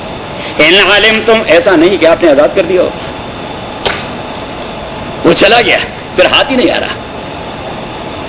ان علمتم فیہم خیرا اگر آپ محسوس کرتے ہیں اسی میں خیر. وآتوہم من مال اللہ الذی آتاکم، صرف سورہ توبہ والی آیت نہیں، یہاں اللہ کریم نے ایکسپریسلی کہہ دیا وآتوہم، اور ان مکاتبوں کو دے دے، من مال اللہ اللہ کے مال میں سے، الذی وہ مال جو اللہ نے آپ کو دے دیا ہے. تو مال تو اللہ نے دے دیا، اس میں اللہ کا حصہ ہے 2.5%. تو اللہ کریم نے فرمایا وہ میرا حصہ، اس کو دے دیں. اللہ کریم نے فرمایا وہ میرا حصہ. تو اٹ مینس کہ Allah is eager to release these people from غلامی. وآتوا من مال اللہ الذی آتاکم ولا تکرہوا فتیاتکم علی البغاء. اور کچھ لوگ ایسے تھے، عرب میں گندا رواج تھا کہ اپنے کنیزوں سے وہ یہ پیشہ کرواتے تھے. اپنے کنیزوں سے، کچھ دیوس قسم کے لوگ تھے، اپنے کنیزوں سے کیا کرواتے تھے؟ پیشہ تو جانتے ہیں نا، وہ شاہی مسجد کے قریب بازار ہے، شاہی محلہ کہتے ہیں. شاہی محلہ کہتے ہیں. تو یہ عجیب عذاب ہے کہ یہاں وہ شورش نے کتاب لکھی ہے، ہم نے پڑھا اس بازار میں، اس بازار میں اس نے بہترین کتاب لکھی ہے. تو اس نے کہا کہ ایک جانب سے شاہی مسجد کی مینارے سے اللہ اکبر کی آذان آتی، اور دوسری جانب یہ شاہی مسجد ہی کے آغوش میں لوگ گناہ میں ملوث رہتے. انا للہ، پتہ نہیں اب بھی ہے کہ نہیں ہے، مجھے پتہ نہیں. ہاں اچھا کیا اچھا کیا کیا، وہ ایک جگہ مخیر سے سب پھیلا دیا. ولا تکرہوا فتح ولا تکرہوا. اللہ رحم فرمائے، ایک بار وہاں پہ مینار پاکستان میں ایک بہت بڑی سیرت کانفرنس تھی، بہت بڑی سیرت کانفرنس تھی. اور صبح سے یعنی ہم رات پہنچے وہ یہ مینار پاکستان والے اسٹیڈیم میں، صحیح. تو وہاں سے وہ چلے گئے شاہی مسجد میں نماز پڑھنے، صبح کی نماز پڑھنے. صبح کی نماز پڑھی اور پھر نکل گئے کہیں چائے پانی پی. اور بدقسمتی سے ہم اسی بازار میں گھس گئے، ہمیں تو معلوم ہی نہیں تھا. اچھا، تو وہاں کا جو ماحول دیکھا تو میں نے فوراً فیل کیا، اور میرے ساتھ دو مولوی اور بھی تھے. میں نے کہا بھائی کہیں ایگزٹ لیتے ہیں، کوئی دیکھے وہ کہیں گے مولوی یہاں کیا کرتے. ہاں وزٹ کرنے گئے تھے تاکہ اس پر رد کیا جائے. اس پہ کہتے ہیں امپیریکل ریسرچ. ولا تکرہوا فتیاتکم علی البغاء، اور آپ فورس نہ کریں، جبر نہ کریں، فتیاتکم اپنے کنیزوں کو، علی البغاء گناہ کرنے پر. بغاء زنا، زنا کرنے پر. ان اردنا تحسنا، اس کو کہتے ہیں قید واقعی. ان اردنا تحسنا، ان کا تو اصل معنی ہوتا ہے if they want not to do so, so if they don't want, so then you have a بازار دیا. تو اس لیے اس کو کہتے ہیں عربی گرامر کے حوالے سے قید واقعی. ان اردنا تحسنا، کیونکہ عورت فطری طور پر یہ کام پسند نہیں کرتی. عورت فطری طور پر یہ کام پسند نہیں کرتی، کچھ حالات اسے اس جانب لے جاتے ہیں. اب حالات کیا ہیں؟ کبھی کبھار عیاشی ہو جاتی ہے، کبھی کبھار ضروریات ہو جاتی ہیں، کبھی کبھار معاشرے کی گندگی ہو جاتی ہے، یہ چیزیں. ان اردنا تحسنا، اس لیے کہ وہ چاہتی ہیں تحسنا اوائڈ کرنا. تحسن کا معنی زنا سے بچنا. اور آپ یہ کرتے کس لیے؟ لتبتغوا عرض الحیات الدنیا، آپ ڈھونڈتے اسی کے ذریعے غرض الحیات الدنیا، اس دنیا کے سامان کو یعنی مال کو. وَمَن يُكْرِهُنَّ، اور جو ان پر جبر کریں ان کے مرضی کے بغیر. فَإِنَّ اللَّهَ مِن بَعْدِ إِكْرَاهِ، تو اللہ کریم ان کے جبر کے پس منظر میں غفور رحیم، ان کے لیے بخشنے والا اور مہربان ہے. کیونکہ ان کا کیا جرم ہے؟ ان کو تو آپ نے مجبور کر دیا ہے، تو وہ کیا کریں؟ ان کو یہاں بھی یہ سزا کہ ان کی مرضی نہیں اور وہاں بھی سزا. تو اللہ کریم فرماتے ہیں کہ اجباراً اگر کسی عورت کے ساتھ زنا کا ارتکاب کیا گیا تو that is not a sin on her side, یہ اس کی جانب کوئی گناہ نہیں. فإن اللہ من بعد اکراہہن غفور رحیم. یہ ریپ کے معاملے میں، یہ ریپ کی بات ہو رہی ہے. ہاں ریپ کی بات ہو رہی. فإن اللہ من بعد اکراہہن غفور رحیم. تو اگر خاتون کو بغیر اس کے مرضی کے ریپ کیا گیا تو what will be the consequences? He would never be punished in a court of law and never be punished by Allah subhanahu wa ta'ala. کیونکہ وہ تو اور یہ ہمارے جو پرائم منسٹر صاحب تھے، اللہ اس کا بھلا کر دے، کہیں ریپ کا کیس ہو جاتا، یہ ٹی وی کا ایک ڈڑام اپنے ساتھ لے جاتا اور کہتے خاندان کو تسلی دینے کے لیے پہنچ گئے. وہ خاتون اس طرح چپ رہی ہے اور یہ ٹی وی پر دکھا رہے ہیں. میں نے کہا یہ کیا خباثت ہے. وَلَقَدْ أَنزَلْنَا إِلَيْكُمْ آيَاتٍ مُبَيِّنَاتٍ. وَلَقَدْ یہ دیکھیے صحابہ کرام اس مسئلے میں اتنے محتاط تھے کہ صحابہ کے زمانے میں 4 واقعات ایسے ہوئے. کتنے واقعات؟ 4 واقعات. کسی خاتون کا پتہ نہیں لگتا خاتون کا نام کیا تھا. کسی خاتون کا پتہ نہیں لگتا کہ خاتون کا نام کیا تھا. بس وہ کہتے ہیں امراتن، ایک خاتون تھی. کیونکہ پردے کی بات ہوتی ہے. وَلَقَدْ أَنزَلْنَا إِلَيْكُمْ آيَاتٍ مُبَيِّنَاتٍ، تاکہ ہم نازل کر چکے ہیں آپ لوگوں کو آیات مبینات، آیات احکام مبینات کلیئر کٹ بیان کرنے والی. وَمَثَلًا مِّنَ الَّذِينَ خَلَوْا مِن قَبْلِكُمْ، اور میں نے آپ کو سابقہ لوگوں کے واقعات بھی بیان کر دیے ہیں. وَمَوْعِظَةً لِّلْمُتَّقِينَ، اور یہ نصیحت متقین کے لیے. تو یہاں سے پھر توحید کی بات. تو ابھی آپ آگے جائیں، آیت نمبر 46 پر جائیں. دیکھ لیا 46. لَقَدْ أَنزَلْنَا آيَاتٍ مُبَيِّنَاتٍ، بالکل وہی الفاظ جو 34 کے پہلے الفاظ تھے. آیت نمبر 34 کے ابتدا کے الفاظ ہیں وہی الفاظ، کیونکہ اسی کے ساتھ نتی کرنا چاہتا ہے. اسی کے ساتھ نتی کرنا چاہتا ہے کہ یہ چیزیں ڈیپینڈ کرتی ہیں اقامت دین پر. یہ چیزیں کب امپلیمنٹ ہوگی؟ اقامت دین ہوگا تو امپلیمنٹ ہوگی. باقی کون امپلیمنٹ؟ انڈیویجول تو نہیں امپلیمنٹ کر سکتا. کوئی مولوی امپلیمنٹ کر سکتا ہے؟ یہ اللہ کا حکم ہے. ذرا زور سے. یہ کوئی آربیٹریشن کا کیس ہوتا ہے کہ میڈیشن کا؟ ہاں ذرا زور سے. کرائمز میں آربیٹریشن اور میڈیشن نہیں ہوتی. کرائمز میں لا امپلیمنٹ ہوتا ہے. کرائمز میں ایسی بات نہیں ہوتی. وہ تو سول سائڈ پر ہوتا ہے. کس سائڈ پر ہوتا ہے؟ مالیاتی مسئلہ ہے. آصف صاحب کا اور قریشی صاحب کا بس ہم بیٹھ گئے اور فیصلہ کر دیا. صحیح، آصف صاحب کا اور تبسم صاحب کا اور ہم بیٹھ گئے اور فیصلہ کر دیا. بھائی کرائم کا مسئلہ ہے، یہ ہم کیا فیصلہ کریں گے؟ انڈیویجل تو قانون اپنے ہاتھ میں لے نہیں سکتا کہ وہ حکم کر دے اتنے کوڑے لگاؤ. بھائی آپ کون ہوتے کوڑے لگانے والے؟ جسے کہتے ہیں افتیات علی السلطہ، اندیر نگری کرنا. تو شریعت میں اندیر نگری نہیں ہے اس حوالے سے. اندیر نگری وہاں تو پاور سینٹرلائز ہوتے ہیں. وہاں کیا ہوتا ہے؟ پاور سینٹرلائز ہوتے ہیں. ایک اتھارٹی ہوتی ہے، اسے کہتے ہیں اسٹیٹ. بس ہاں تو چونکہ ان سارے معاملات کا تعلق اقامت دین سے ہے تو فوراً آیت نمبر 46 میں اقامت دین کا مسئلہ کہ لقد انزلنا آیات مبینات واللہ یہدی من یشاء الی صراط مستقیم. اللہ تعالی لقد انزلنا آیات مبینات، احکام کلیئر کٹ بیان کرنے والی. واللہ یہدی من یشاء، اللہ کریم ہدایت کرتا ہے جس کو وہ چاہے. الی صراط مستقیم. ویقولون، اور لوگ تو کہتے ہیں آمنا باللہ، کہ ایمان لایا ہے ہم نے اللہ پر اور رسول پر. واطعنا، رات بھی ہم اسی پر آ گئے تھے. واتوانا، اور ہم اوبے کر رہے ہیں اللہ تعالیٰ کو رسول کو. ثم یتولا، پھر بھی ایک گروہ ایسی ہے یتولا فریق منہم من بعد ذالک، جو منہ موڑ لیتے ہیں اللہ کے قانون سے سیکولر بنتے ہوئے. وما اولئک بالمؤمنین، یہ لوگ مومن نہیں، یہ لوگ مومن نہیں. یو مسٹ بلیو ان دین آف اللہ سبحانہ و تعالیٰ. شاہ اسماعیل شیخ رحمۃ اللہ علیہ نے بڑی اچھی کتاب لکھی ہے. میں نے آپ سے کہہ بھی دیا تھا، آپ کو ریکمینڈ کیا تھا کہ کتاب آپ لے لیں، تقویۃ الایمان. تقویۃ الایمان شاہ اسماعیل شہید رحمۃ اللہ، انگریزی میں بھی ترجمہ ہو چکا ہے. تقویۃ الایمان، اس نے شرک کے اقسام بیان فرمائے ہیں. کیا شرک کے اقسام بیان فرمائے کہ عقیدے کے علاوہ بھی شرک ہوتے ہیں کئی سارے. تو ایک کو کہتے ہیں شرک فی العلم. کیا کہتے ہیں؟ شرک فی العلم. تو شرک فی العلم کا معنی یہ ہوتا ہے کہ اللہ کی طرح کسی اور کو بھی عالم غیب جاننا یا حاضر ناظر جاننا. اسے کہتے ہیں شرک فی العلم، کہ بابا کو سب کچھ کا پتہ ہوتا ہے. ہم گھر میں بیٹھے رہتے اور بابا کو پتہ ہوتا ہے. بابا کو کیا پتہ ہوتا ہے؟ صحیح. پیر صاحب کو پتہ ہوتا ہے. بھائی پیر کو کیا پتہ ہوتا ہے؟ صحیح کہ پیر ہمارا ظاہر اور پوشیدہ سب کچھ جانتا ہے. انا للہ و انا الیہ راجعون. بھائی آپ پوشیدہ باتیں کام کیسے کرتے رہتے ہیں؟ یہ تو پیر، ہاں وہ تو بلیاں پیرا میں آتے، بلیاں بھی علم غیب رکھتی ہیں. یہ خباثت ہمارے ہاں آ گئی. کہاں سے؟ ہندوؤں سے. کہاں سے آ گئی؟ ہندوؤں سے یہ چیزیں آ گئی ہمارے اندر. تو اس کو کہتے ہیں شرک فی العلم. دوسرا ہے شرک فی العبادہ. کیا؟ شرک فی العبادہ. اور شرک فی العبادہ کا یہ معنی نہیں کہ سجدہ لگائیں. سجدہ that is a type of Ubadah, جس طرح ہم کرتے ہیں داتا صاحب کے سامنے، جسے کہتے ہیں شرک فی العبادہ. داتا صاحب کے سامنے لوگ کیا کرتے ہیں؟ سجدے ہی لگاتے ہیں، پوجا کرتے ہیں، جھک جاتے ہیں. پھر پیچھے پیچھے اس طرح آتے ہیں. ہاں الٹے پاؤں واپس آتے ہیں. یہ الٹے پاؤں نہیں آتے, وہ اس طرح آتے ہیں بھائی. اس طرح ہم بیت اللہ کو پیٹ کر کے واپس چلے جاتے ہیں اور وہ کہتے ہیں داتا کو اب میں نہیں کرنا. صحیح.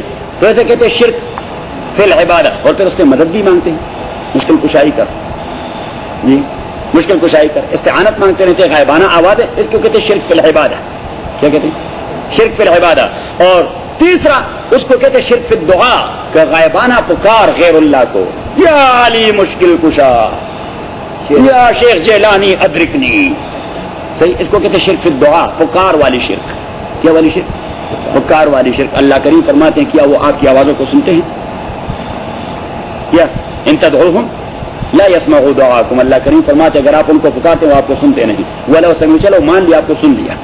اللہ کریم نے فرمایا کہ چلو مان لیا آپ کو سن لیا. سورہ فاتحہ ولو سمعوا ما استجابوا لكم, وہ جواب نہیں دے سکتے. آپ کو کیا پتہ لگا کہ میری آواز کو سن لیا؟ ولو سمعوا نبیوں کا مثلو خبیر. تو اسے کہتے ہیں شرک فی الدعاء. اور چوتھی چیز اسے کہتے ہیں شرک فی التدبیر. شرک فی التدبیر کہ کائنات میں فلاں نظام یہ فلاں غوث صاحب کے پاس ہے اور فلاں نظام کو فلاں غوث صاحب کنٹرول کر رہا ہے. بھائی جب سارے غوث صاحب کنٹرول کر رہے ہیں تو وہ اللہ صاحب کیا کر رہے ہیں؟ پھر اس کی چھٹی ہو گئی. کیوں چوری صاحب؟ اس کو کہتے ہیں شرک فی التدبیر. اور پانچواں قسم ہے شرک فی النظام. شرک فی النظام. شرک فی النظام کہ بھائی ماننے والے سارے مسلمان, رہنے والے سارے مسلمان, حکمران مسلمان, خطہ مسلمانوں کا اور نظام کسی اور کا, نظام سیکولر کسی اور کا. تو ایسے کہتے ہیں شرک فی النظام. اور اللہ کریم فرماتے ہیں ولا یشرک فی حکمہ احدا, میں نظام تشریعی میں بھی شرک برداشت نہیں کر سکتا. کہ جب آپ مسلمان ہیں تو نظام مست بھی نظام آف اللہ سبحانہ و تعالی. آپ نے جو فرمائی کتاب, یہ کتاب اور وہ حکایت صحابہ ان کے ترجمے سب موجود ہیں انگریزی میں, لیکن مشکل یہ ہے کہ ترجمہ کرنے والے ترجمہ اچھا نہیں کرتے. اس کو فلو ہی نہیں ہوتا ترجمہ, جو پڑھ کے جو دل میں اثر ہونا چاہیے نہیں ہوتا. وہ اس قدر وہ یا تو تقریب کو ان کا الفاظ استعمال کر لیتے ہیں یا اس میں فلو نہیں ہوتا یا ٹرانزیشن نہیں رہتا. ہاں اردو والا صحیح. اردو دانوں کے لیے تو اردو والا ہی صحیح ہے. ان کے لیے تو تقریۃ الایمان اردو والا ہونا چاہیے, حکایت الصحابہ بھی اردو والا ہونا چاہیے. ترجمہ اچھا نہیں کرتے بلکہ ترجمے میں وہ حق بھی پورا ہو نہیں سکتا. صحیح ہے. اور پھر دوسری بات یہ کہ جو مٹاس اردو زبان میں ہے وہ عربی کے بعد اور فارسی کے بعد میں نے کمی کسی اور زبان میں دیکھا. صحیح. ادب والی زبان ہے. اور پھر یہ ہے کہ مکسچر ہے کئی ساری زبانوں کا. اردو تو ہے مکسچر ہے کئی ساری زبانوں کا, تو اس لیے اس میں مٹاس بہت ساری ہے. یعنی جس زبان کی جو مٹاس تھی تو کٹی کر دی. وَيَزَادُهُ إِلَى اللَّهِ وَرَسُولِهِ, جب انہیں پکارا جاتا ہے اللہ اور رسول کی جانب, لِيَحْكُمَ بَيْنَهُمْ, کہ ان کے درمیان فیصلہ کر دے, إِذَا فَرِيقٌ مِّنْهُمْ مُعْرِضُونَ, تو ان میں سے ایک گروہ منہ موڑ لیتے ہیں. وَإِن يَكُن لَّهُمُ الْحَقُّ, اگر اللہ کے قانون کے اساس پر انہیں کوئی حق ملتا ہے, يَأْتُوا إِلَيْهِ مُذْعِنِينَ, تو وہ دوڑ لگا کے آ جاتے ہیں. أَفِي قُلُوبِهِم مَّرَضٌ, اللہ کریم فرماتے ہیں ڈبلنگ کیوں ہے, یہ ڈبل سٹینڈرڈ کیوں ہے؟ افی قلوبہم مرض, آیا دلوں میں کوئی بیماری ہے, ام ارتابوا, یا یہ شک میں ہیں, ام یخافون ان یحیف اللہ علیہم ورسولہ, یا وہ ڈرتے ہیں کہ اللہ اور رسول ان کے ساتھ ظلم کرے گا. بل اولئک هم الظالمون, یہ لوگ خود ظالم ہیں. انما کان قول المؤمنین, بات مومنوں کی اور رد عمل مومنوں کا تو یہ ہونا چاہیے جب انہیں پکارا جائے اللہ اور رسول کے قانون کے جانب کہ وہ فیصلہ کر دے, ان یقولوا, تو ان کا رد عمل یہ ہونا چاہیے سمعنا, ہم نے سن لیا, واطعنا, and totally we will obey the order of Allah. وَأُولَٰئِكَ هُمُ الْمُفْلِحُونَ, یہی لوگ کامیاب ہونے والے ہیں. تو ابھی یہ سلسلہ چل رہا ہے, تو دیکھیے آپ ذرا جائیے آیت نمبر 55 پر, کہ اب یہ اقامت دین ہوگا کب؟ اقامت دین تو ضروری ہے ان قوانین کے امپلیمنٹ کرنے کے لیے, لیکن اقامت دین ہوگا کب؟ تو وہاں اللہ کریم فرماتے جب حکومت آ جائے. اور حکومت کس کی؟ جن کی دو باتیں ہیں, ایمان اور عمل صالح. وعد اللہ الذین آمنوا وعملوا الصالحات, جو عقیدے کے پکے اور عمل کے سچے ہیں, لَيَسْتَخْلِفَنَّهُمْ فِي الْأَرْضِ, ان کے ساتھ اللہ نے وعدہ کیا ہے کہ انہیں زمین میں خلافت دے دے گا.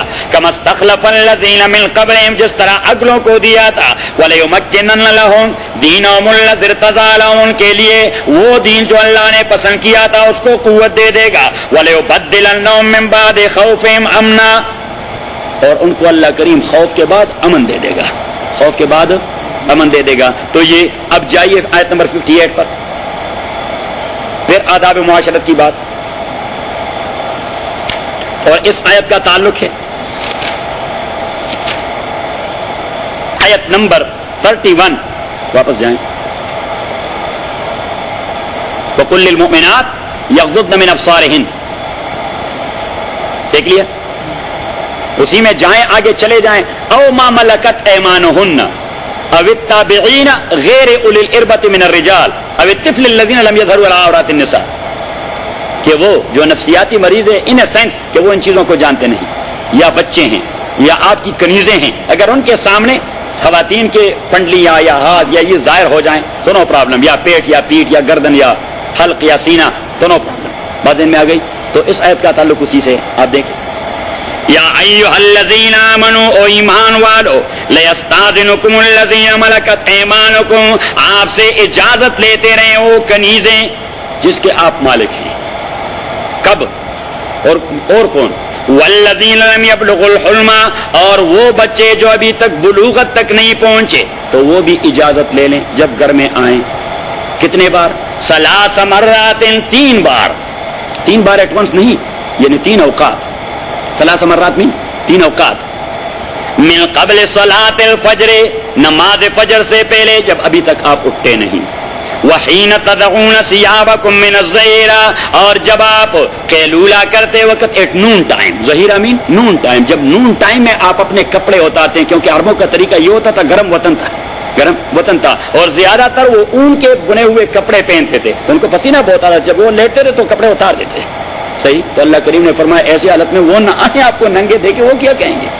وحین تدعون ثیابکم وقت الظہیرہ، یعنی جب آپ نون ٹائم میں سوئے ہوئے ہیں. ومن بعد صلاۃ العشاء، اور نماز عشاء کے بعد جب آپ بیڈ پہ چلے جاتے ہیں. تو موسٹلی لوگ صلاۃ عشاء کے بعد، تو اللہ کریم نے فرمایا صلاۃ فجر سے پہلے نون ٹائم جب آپ سوتے ہیں، صلاۃ عشاء کے بعد یہ لوگ بھی اندر نہ آئیں، اور اگر آئیں تو اجازت سے آئیں. ویسے تو فریکوینٹلی آتے رہتے ہیں، بچے لوگوں کے گھروں میں آتے رہتے ہیں، اجازت نہیں لیتے. صحیح. لیکن فریکوینٹلی اللہ کریم فرماتے ہیں 3 اوقات میں نہ آئیں. ثلاث عورات لکم، یہ 3 اوقات بڑے پردے والے آپ کے لیے. لیس علیکم ولا علیہم جناح بعدہن، ان 3 اوقات کے علاوہ اگر وہ فریکوینٹلی آتے رہیں تو کوئی وبال کی بات نہیں.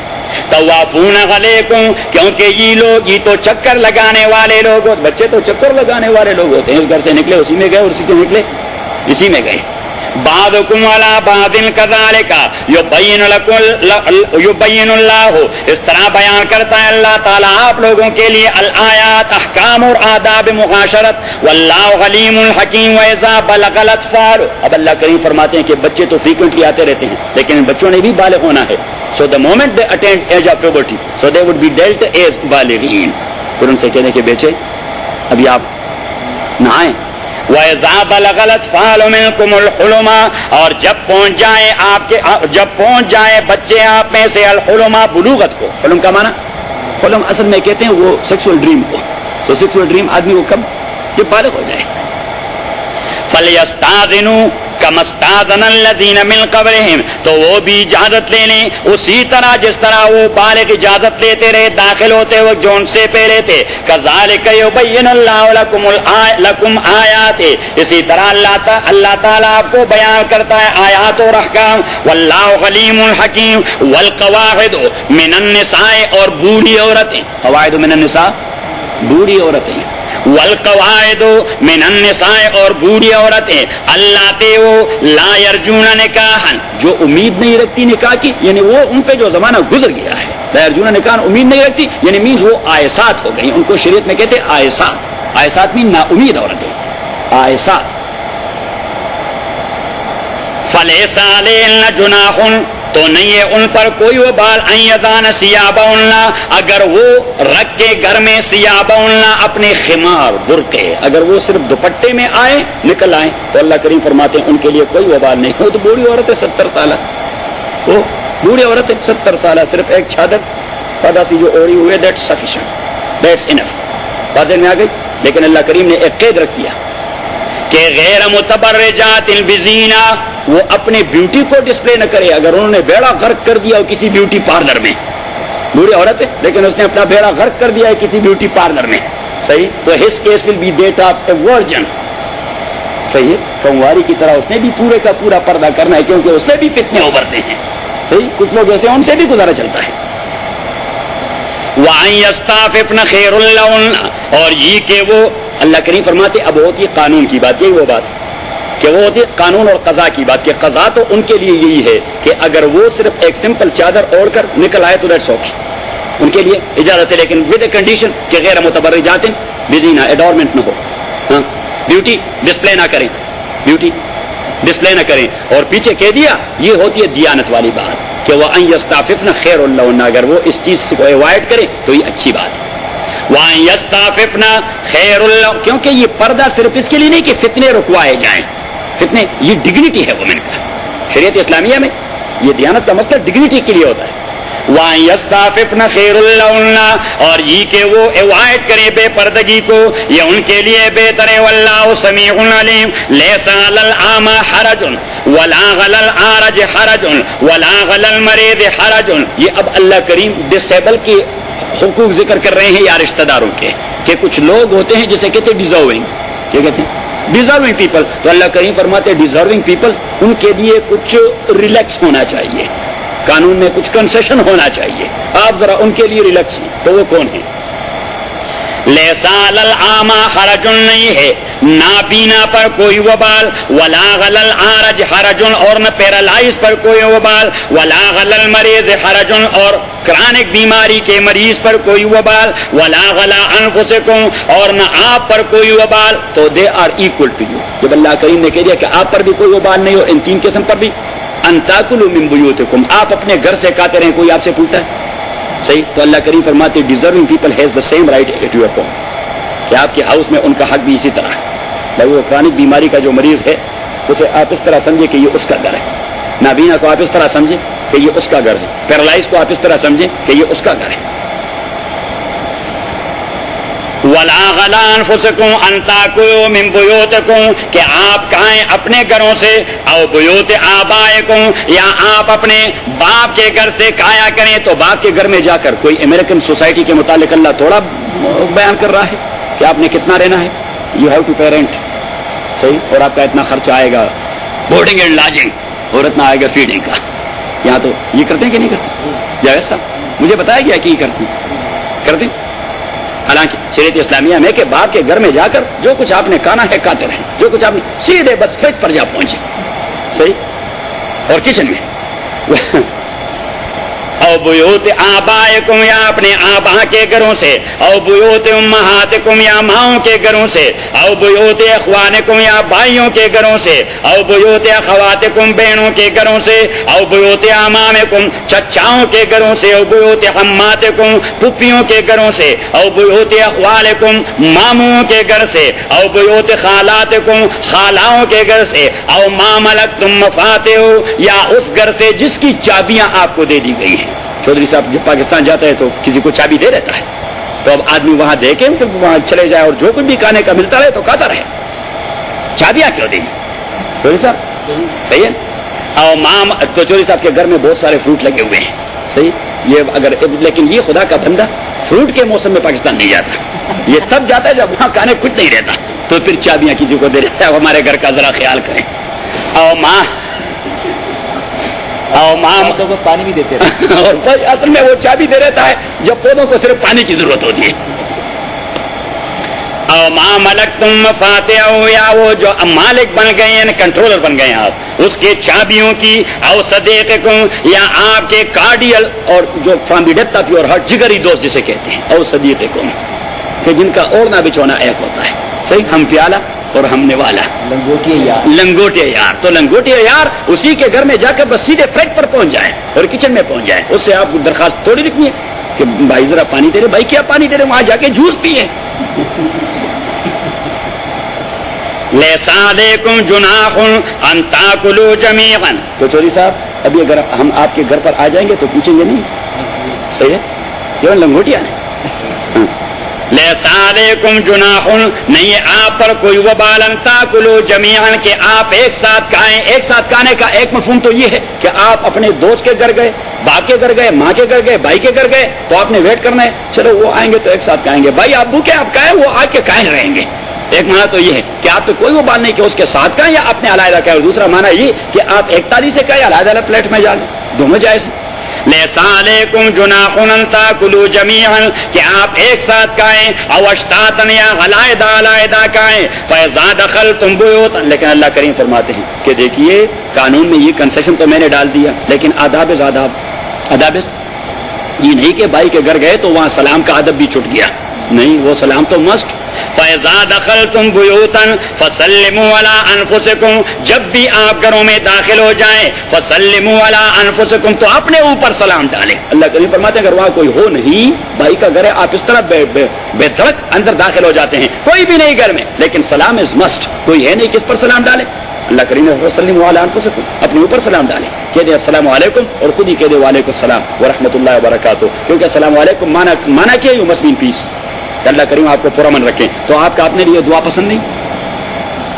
تحیۃ من عند اللہ، یہ پریزنٹ ہے. تحیہ کا معنی پریزنٹ، جو تحفہ آپ کو دیتا ہے، بلکہ پریزنٹ سے پریزنٹیشن اچھا ہوگا کہ یہ ایک پریزنٹیشن ہے جو اللہ کریم کی جانب آپ کو آیا ہے. تحیۃ من عند اللہ مبارکۃ، یہ تحیہ مبارک بھی ہے اور طیبۃ، اور طیبہ بھی ہے. تو دو ہی صفتیں ہیں، مبارکہ اور طیبہ کے. سلام والا انداز اپنا ہے، ہائے بائے کو چھوڑ دیں. ہائے بائے مسلمان بھی اگر ہائے اور پھر کہتے بھائی. اس کے علاوہ ایک اور طریقہ بھی ہے، آنکھ مار دیتے ہیں، آنکھ مار دیتے ہیں. بلکہ حضور علیہ السلام نے فرمایا کہ قیامت کی ایک نشانی ہے کہ دو جگری دوست جب ایک دوسرے کے کو ملتے ہیں فیصابون فیما بینہم، وہ ایک دوسرے کو گالیوں سے سلام پیش کریں گے. صحیح تو ہوتا ہے اس طرح، ہو دلے اس طرح مار دیتے ہیں. بھائی یہ کوئی انسانیت؟ تحیۃ من عند اللہ مبارکۃ طیبہ کذالک یبین اللہ لکم الآیات، اسی طرح اللہ کریم احکام و آداب بیان کرتا ہے لعلکم تعقلون، تاکہ آپ کے ہوش ٹھکانے لگ جائیں. انما المؤمنون الذین آمنوا باللہ، بات یہ کہ مومن وہ لوگ ہیں جو ایمان لائیں اللہ پر اور اللہ کے رسول پر. تو اللہ اور رسول پر ایمان لانے کا معنی ٹو فالو دیم 100%، یہ ایمان کا تقاضا. وَإِذَا كَانُوا مَعَهُ عَلَىٰ أَمْرٍ جَامِعٍ، اور جب وہ رسول پاک کے ساتھ ہوتے کسی اجتماعی کام میں، تو کوئی بھی اجتماعی کام دین کے اساس پر، لم يذهبوا، تو وہ نہیں جاتے اس کام سے، حتیٰ يستأذنوا، مگر اجازت لینے کے بعد. تو اجتماعی کام سے بغیر اجازت کے جانا یہ بد اخلاقی ہے. جب آدمی اجتماعی کام میں مصروف ہو تو وہ باقاعدہ اجازت لے کہ میں نے بچوں کو پک کرنا ہے، اگر آپ ساتھی مجھے اجازت دے دیں. میں جان پدا آیاتیات کا صحیح دا بورڈ آف ڈائریکٹرز بائی ڈیئر فور اپلائی کی. وَإِذَا كَانُوا مَعَهُ عَلَىٰ أَمْرٍ جَامِعٍ لَمْ يَذْهَبُوا حَتَّىٰ يَسْتَأْذِنُوا، جب ہوتے ان کے ساتھ اجتماعی کام میں تو وہ نہیں جاتے مگر بعد ازاں کے اجازت لے لیں. ان الذین، اور وہ لوگ یستأذنونک، جو آپ سے اجازت لے لیتے ہیں، اولئک الذین، یہی وہ لوگ ہیں، یؤمنون باللہ ورسولہ، جو اللہ اور رسول پہ ایمان رکھتے ہیں. فَإِذَا اسْتَأْذَنُوكَ لِبَعْضِ شَأْنِهِمْ، تو جب بھی وہ آپ سے اجازت لے لیں کسی معاملے کے لیے، شان کا معنی افیئرز، شار کا معنی پر سرٹن افیئرز. فَأَذَن لِمَنْ شِئْتَ مِنْهُمْ، تو آپ اجازت دے دیں جس کو آپ چاہیں. دے ڈیپینڈ اپان دا لیڈر کہ کس کو اجازت دیں. نہیں بھائی آپ نہیں جائیں گے، ٹھیک ہے، میں آپ کے بچوں کو پک کرنے کے لیے سجاد کو بھجواؤں گا، لیکن آپ نہیں جائیں گے. اٹ مینس کہ وہ اجتماعی کام ایسا ہے کہ آپ پہ ڈیپینڈ کرتا ہے، آپ جائیں گے تو یہ کام کون کرے گا، باقی تو سارے بیٹھ جائیں گے.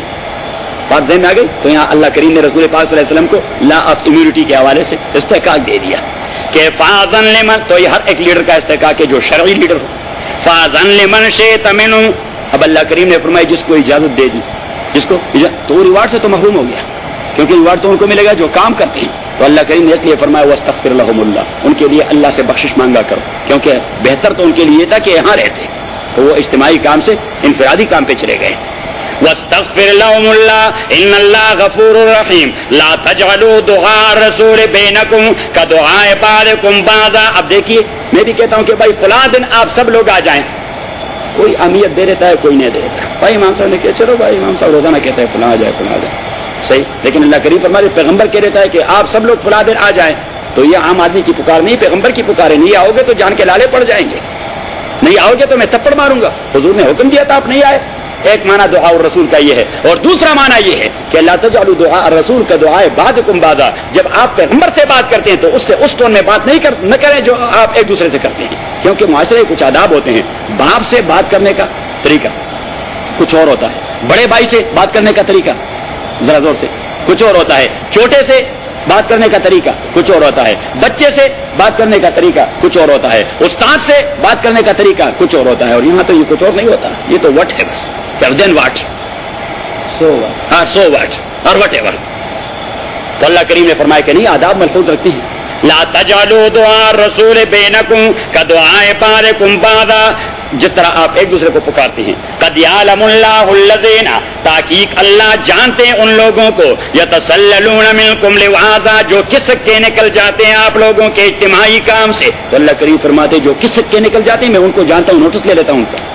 فَلْيَحْذَرِ الَّذِينَ، لہذا احتیاط کریں وہ لوگ، یخالفون عن امرہ، جو اللہ کے حکم سے مخالفت کرتے ہیں۔ کس چیز کی احتیاط؟ اور ڈریں وہ ان تصیبہم فتنۃ، کہ ان کو کوئی گمراہی اپنی لپیٹ میں لے لے گی، او یصیبہم عذاب علیم، یا ان کو عذاب علیم پہنچ جائے گا۔ الا ان للہ ما فی السماوات والارض، خبردار اللہ کے کنٹرول میں ساری چیزیں جو آسمان اور زمین میں ہے۔ قد یعلم ما انتم علیہ، اللہ کریم جانتا ہے وہ جو آپ جو کام کرتے ہیں، ویوم یرجعون الیہ، اور جس دن لوگ لوٹائے جائیں گے اللہ کے جانب، فینبئہم بما عملوا، تو اللہ کریم انہیں خبر دے گا ان کے اعمال کا۔ واللہ بکل شیء علیم، اور اللہ کریم ہر چیز کا علم رکھنے والا ہے۔ تو ان آداب کو سورہ احزاب کے ساتھ نتی کر کے پردے کے سارے احکام اور معاشرت کے سارے احکام وہ آپ کو یکمشت مل جائیں گے کہ پردہ that is not a tradition, یہ کوئی روایت نہیں، یہ کوئی کلچر نہیں ہے، یہ حکم ہے اللہ تعالیٰ کا۔ خواتین کے لیے پردہ یہ اللہ تعالیٰ کا حکم ہے۔ کوئی تو کہہ دے کہ بھائی سورہ احزاب اور سورہ نور قرآن کریم سے اٹھا لیے گئے ہیں یا منسوخ کیے گئے ہیں، تو that is something else, صحیح کہ بھائی ہمارے قرآن میں وہ نہیں، یا وہ قابل عمل نہیں رہے، بیکاز وی آر لیونگ سم ویئر else not in a Muslim society. تو میں نے کہہ دیا کہ اللہ کا قانون یہ نہ اوطان سے بدلتا ہے نہ افراد سے بدلتا ہے۔ بس آپ یہ جملہ لکھیں کہ اللہ کا قانون نہ اوطان سے بدلتا ہے، وطن سے نہیں بدلتا، کہ بنگلہ دیش میں ایک قانون، امریکہ میں پھر دوسرا۔ یہ اللہ کا قانون ہر ملک میں ایک ہی ہوگا، اور نہ افراد سے بدلتا ہے کہ اس قانون کا اطلاق فضل اللہ کے لیے ایک جیسا اور ڈاکٹر قریشی کے لیے دوسرا جیسا، یہ نہ افراد سے تغیر کا آتا ہے اور نہ اوطان سے۔ الحمدللہ رب العالمین والصلاة والسلام علی رسول محمد وعلی اصحابہ اجمعین۔ اللهم ربنا ارحمنا بالقرآن العظیم، اللهم ذکرنا من القرآن ما نسینا وعلمنا منه ما جهلنا وارزقنا تلاوته آناء الليل وآناء النهار، فالله خير حافظا وارحم الراحمين۔ جائے سرازان دے آیت نمبر 40۔ ما کان محمد ابا احد من رجالکم، یہ آیت بیک وقت ایک تو متبنہ والے مسئلے کو رد کرنا ہے، اور دوسرا عقیدہ کے ایک بہترین مسئلہ کو ثابت کروانا ہے۔ متبنہ کے مسئلے کو رد کرتا ہے کہ زید بن حارثہ وہ تو بالغ مرد ہے، اور حضور علیہ الصلوۃ والسلام کا کوئی مرد اولاد ہے نہیں، صحیح۔ متبنہ کے مسئلے کو یعنی اس کی بنوت اور بیٹے ہونے کو رد کر دیا، واضح میں آ گئی۔ اور جو شرعی مسئلہ ہے وہ ہے ختم نبوت کا، کہ نبی کریم صلی اللہ علیہ وسلم کے آنے سے رسالت اور نبوت کا دروازہ بند ہو گیا۔ تو ایک رواج کا خاتمہ اور دوسرا عقیدے کا اثبات۔ یہ آپ لکھیں کہ اس آیت کا موضوع ہے دونوں، اس گندے رواج کا خاتمہ یا رد۔ ما کان محمد، نہیں ہے محمد رسول اللہ صلی اللہ علیہ وسلم، ابا احد من رجالکم، ابا احد من رجالکم، بایولوجیکل باپ کسی کا بھی آپ کے مردوں میں سے، یعنی بایولوجیکلی کسی مرد کا باپ نہیں، کیونکہ اس کے جو مرد بچے تھے تین، دو تھے حضرت خدیجہ سے رضی اللہ تعالی عنہما، اور ایک تھا حضرت ماریہ قبطیہ سے، لیکن ماریہ قبطیہ والا سورہ احزاب کے نزول کے بعد کہیں پیدا ہوا ہے، اور جو حضرت خدیجہ والے تھے تو وہ تو مکہ میں پیدا ہوئے اور مکہ میں وفات پا گئے، طفولیت وہ بھی وفات پا گئے، مکہ میں ہی وفات پا گئے، چھوٹے بچے تھے۔ اور جو تیسرا پیدا ہوا حضرت ماریہ قبطیہ رضی اللہ تعالی عنہا سے۔ اب ماریہ قبطیہ کون تھی تو پیچھے ایک آیت آ رہی ہے تحقیقی، تو انشاءاللہ وہاں بتائیں گے کہ حضور علیہ الصلوۃ والسلام نے 3 کنیزوں کو بھی پالا تھا، لیکن 2 کو آزاد کر کے ان کے ساتھ نکاح کر دیا، اور جو تیسری تھی اس کے متعلق کوئی روایت آزادی کی تو نہیں آ رہی. تو وہاں پہ علماء کے آراء دو ہیں کہ یہ واقعی کنیز تھی یا کنیز نہیں تھی، ویسی مشہور ہو گئی. جو بھی تھا وہ شرعی حکم تھا، تو وہاں بتائیں گے. تو دو وہاں تھے، اور ایک مدینہ منورہ میں پیدا ہوئے حضرت ماریہ قبطیہ رضی اللہ تعالی عنہا سے.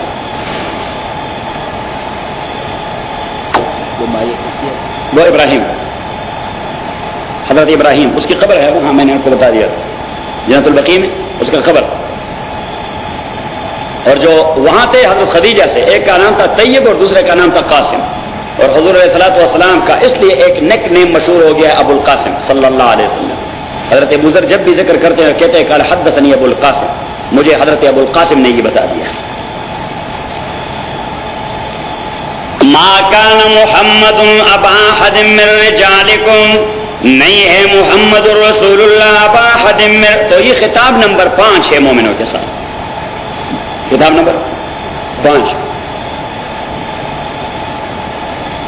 ما کان محمد ابا احد من رجالکم، نہیں ہے محمد رسول اللہ بایولوجیکل باپ کسی ایک آپ کے مردوں میں سے، ولیکن رسول اللہ، لیکن یہ محمد اللہ کے رسول ہیں. اور رسول امت کے روحانی باپ ہوتے ہیں، رسول امت کے روحانی. تو بایولوجیکلی تو یہ کسی کا باپ بھی نہیں، اور اسپرچولی یہ سارے امت کا باپ ہے. صحیح. تو کس آیت کا تعلق؟ اب ذرا پیچھے جائیں، آیت نمبر 6 سے. النبی اولا بالمؤمنین من انفسہم، نبی کا استحقاق زیادہ مقدم ہے مومنوں کے لیے ان کے اپنے آپ سے. مومن کا اپنے اوپر اتنا استحقاق نہیں جتنا اس کے اوپر نبی کا استحقاق ہے. اور یہی وجہ ہے کہ نبی کے حکم پر وہ جان بھی قربان کر دیتا ہے، مال بھی قربان کر دیتا ہے، اولاد بھی قربان کر دیتا ہے.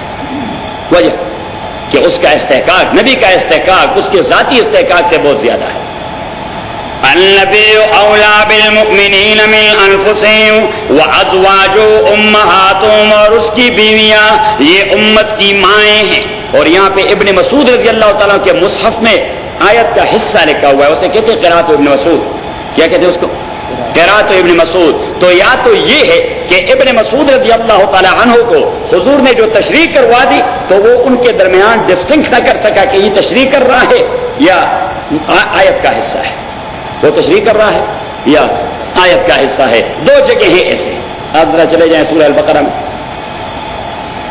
ایک وہاں پہ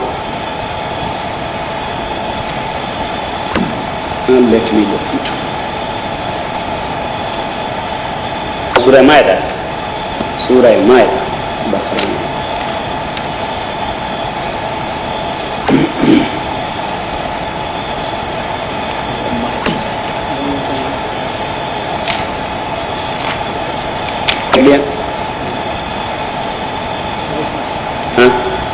آیت نمبر 39.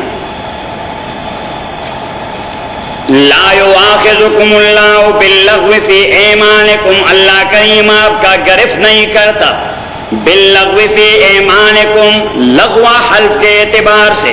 لغو حلف، لغو یوز لیس حلف، یوز لیس قسم. اب میں نے بتا دیا تھا کہ شریعت میں قسم کے 3 انواع ہیں. کتنے؟ 3. ایک کو کہتے یمین غموس، دوسرے کو کہتے یمین لغو، اور تیسرے کو کہتے یمین منعقد. یمین غموس تو اتفاقی ہے کہ یہ ماضی کے کسی ایشو کے حوالے سے قسم اٹھانا ہے کہ خدا کی قسم یہ کام ایسا ہو چکا ہے with belief that it is, کہ یہ اسی طرح ہے. آپ کا بلیف ہے کہ یہ اسی طرح ہے اور آپ نے اپنے بلیف کے مطابق قسم اٹھائی. ہاں تو یہ یمین لغوا، یمین لغوا، لغوا میں لکھی کہ یہ یمین لغوا، اس میں کوئی غیر. یہ امام صاحب رحمۃ اللہ علیہ کا مذہب یہ لکھی، یہ یمین لغوا کے سامنے لکھی ود بلیف کہ یہ اسی طرح ہے. تو آپ نے اپنے اعتقاد کے مطابق کوئی جھوٹی قسم نہیں اٹھائی، نے سچی قسم اٹھائی. حقیقت میں وہ ایسا ہو یا نہ ہو لیکن آپ کا بلیف تھا. تو امام صاحب فرماتے ہیں اس پر مواخذہ نہیں، اور امام شافعی فرماتے ہیں اسی پر مواخذہ ہے. اس نے 100% اپنے کو شور کرنا چاہیے تھا، تبھی بات کرنی چاہیے. تو اس سے پوچھا جاتا ہے کہ بھائی یمین لغو کیا چیز ہے، کیا یمین اللغو، تو وہ کہتے ہیں یمین اللغو ما تسبق الالسنہ، جو ان انٹینشنلی آدمی کی زبان پر آ جائے. کیا آدمی کا انٹینشن نہیں ہے، ان انٹینشنلی قسم والے الفاظ آپ کے زبان پر آئے تو اس کو کہتے ہیں یمین اللغو. اور وہ ان انٹینشنلی جو زبان پر آئے وہ امام صاحب اللہ علیہ کے نزدیک یمین منعقد ہے. وہ کیا ہے یمین منعقد؟ اس لیے کہ وہاں حدیث آئے کہ ثلاثن جدہن جد وحزلہن جد، تین چیزیں ایسی ہیں جس میں انٹینشن ہو تو پھر بھی ڈن، اور انٹینشن نہ ہو تو پھر بھی ڈن.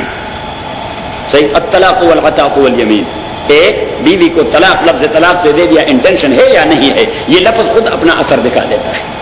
عتاق آپ نے اپنے غلام اور کنیز کو کہہ دے کہ آپ آزاد ہیں، انٹینشن ہو آزادی کے یا نہیں، جو کی کیوں نہ کیا ہو، دیٹ از ڈن.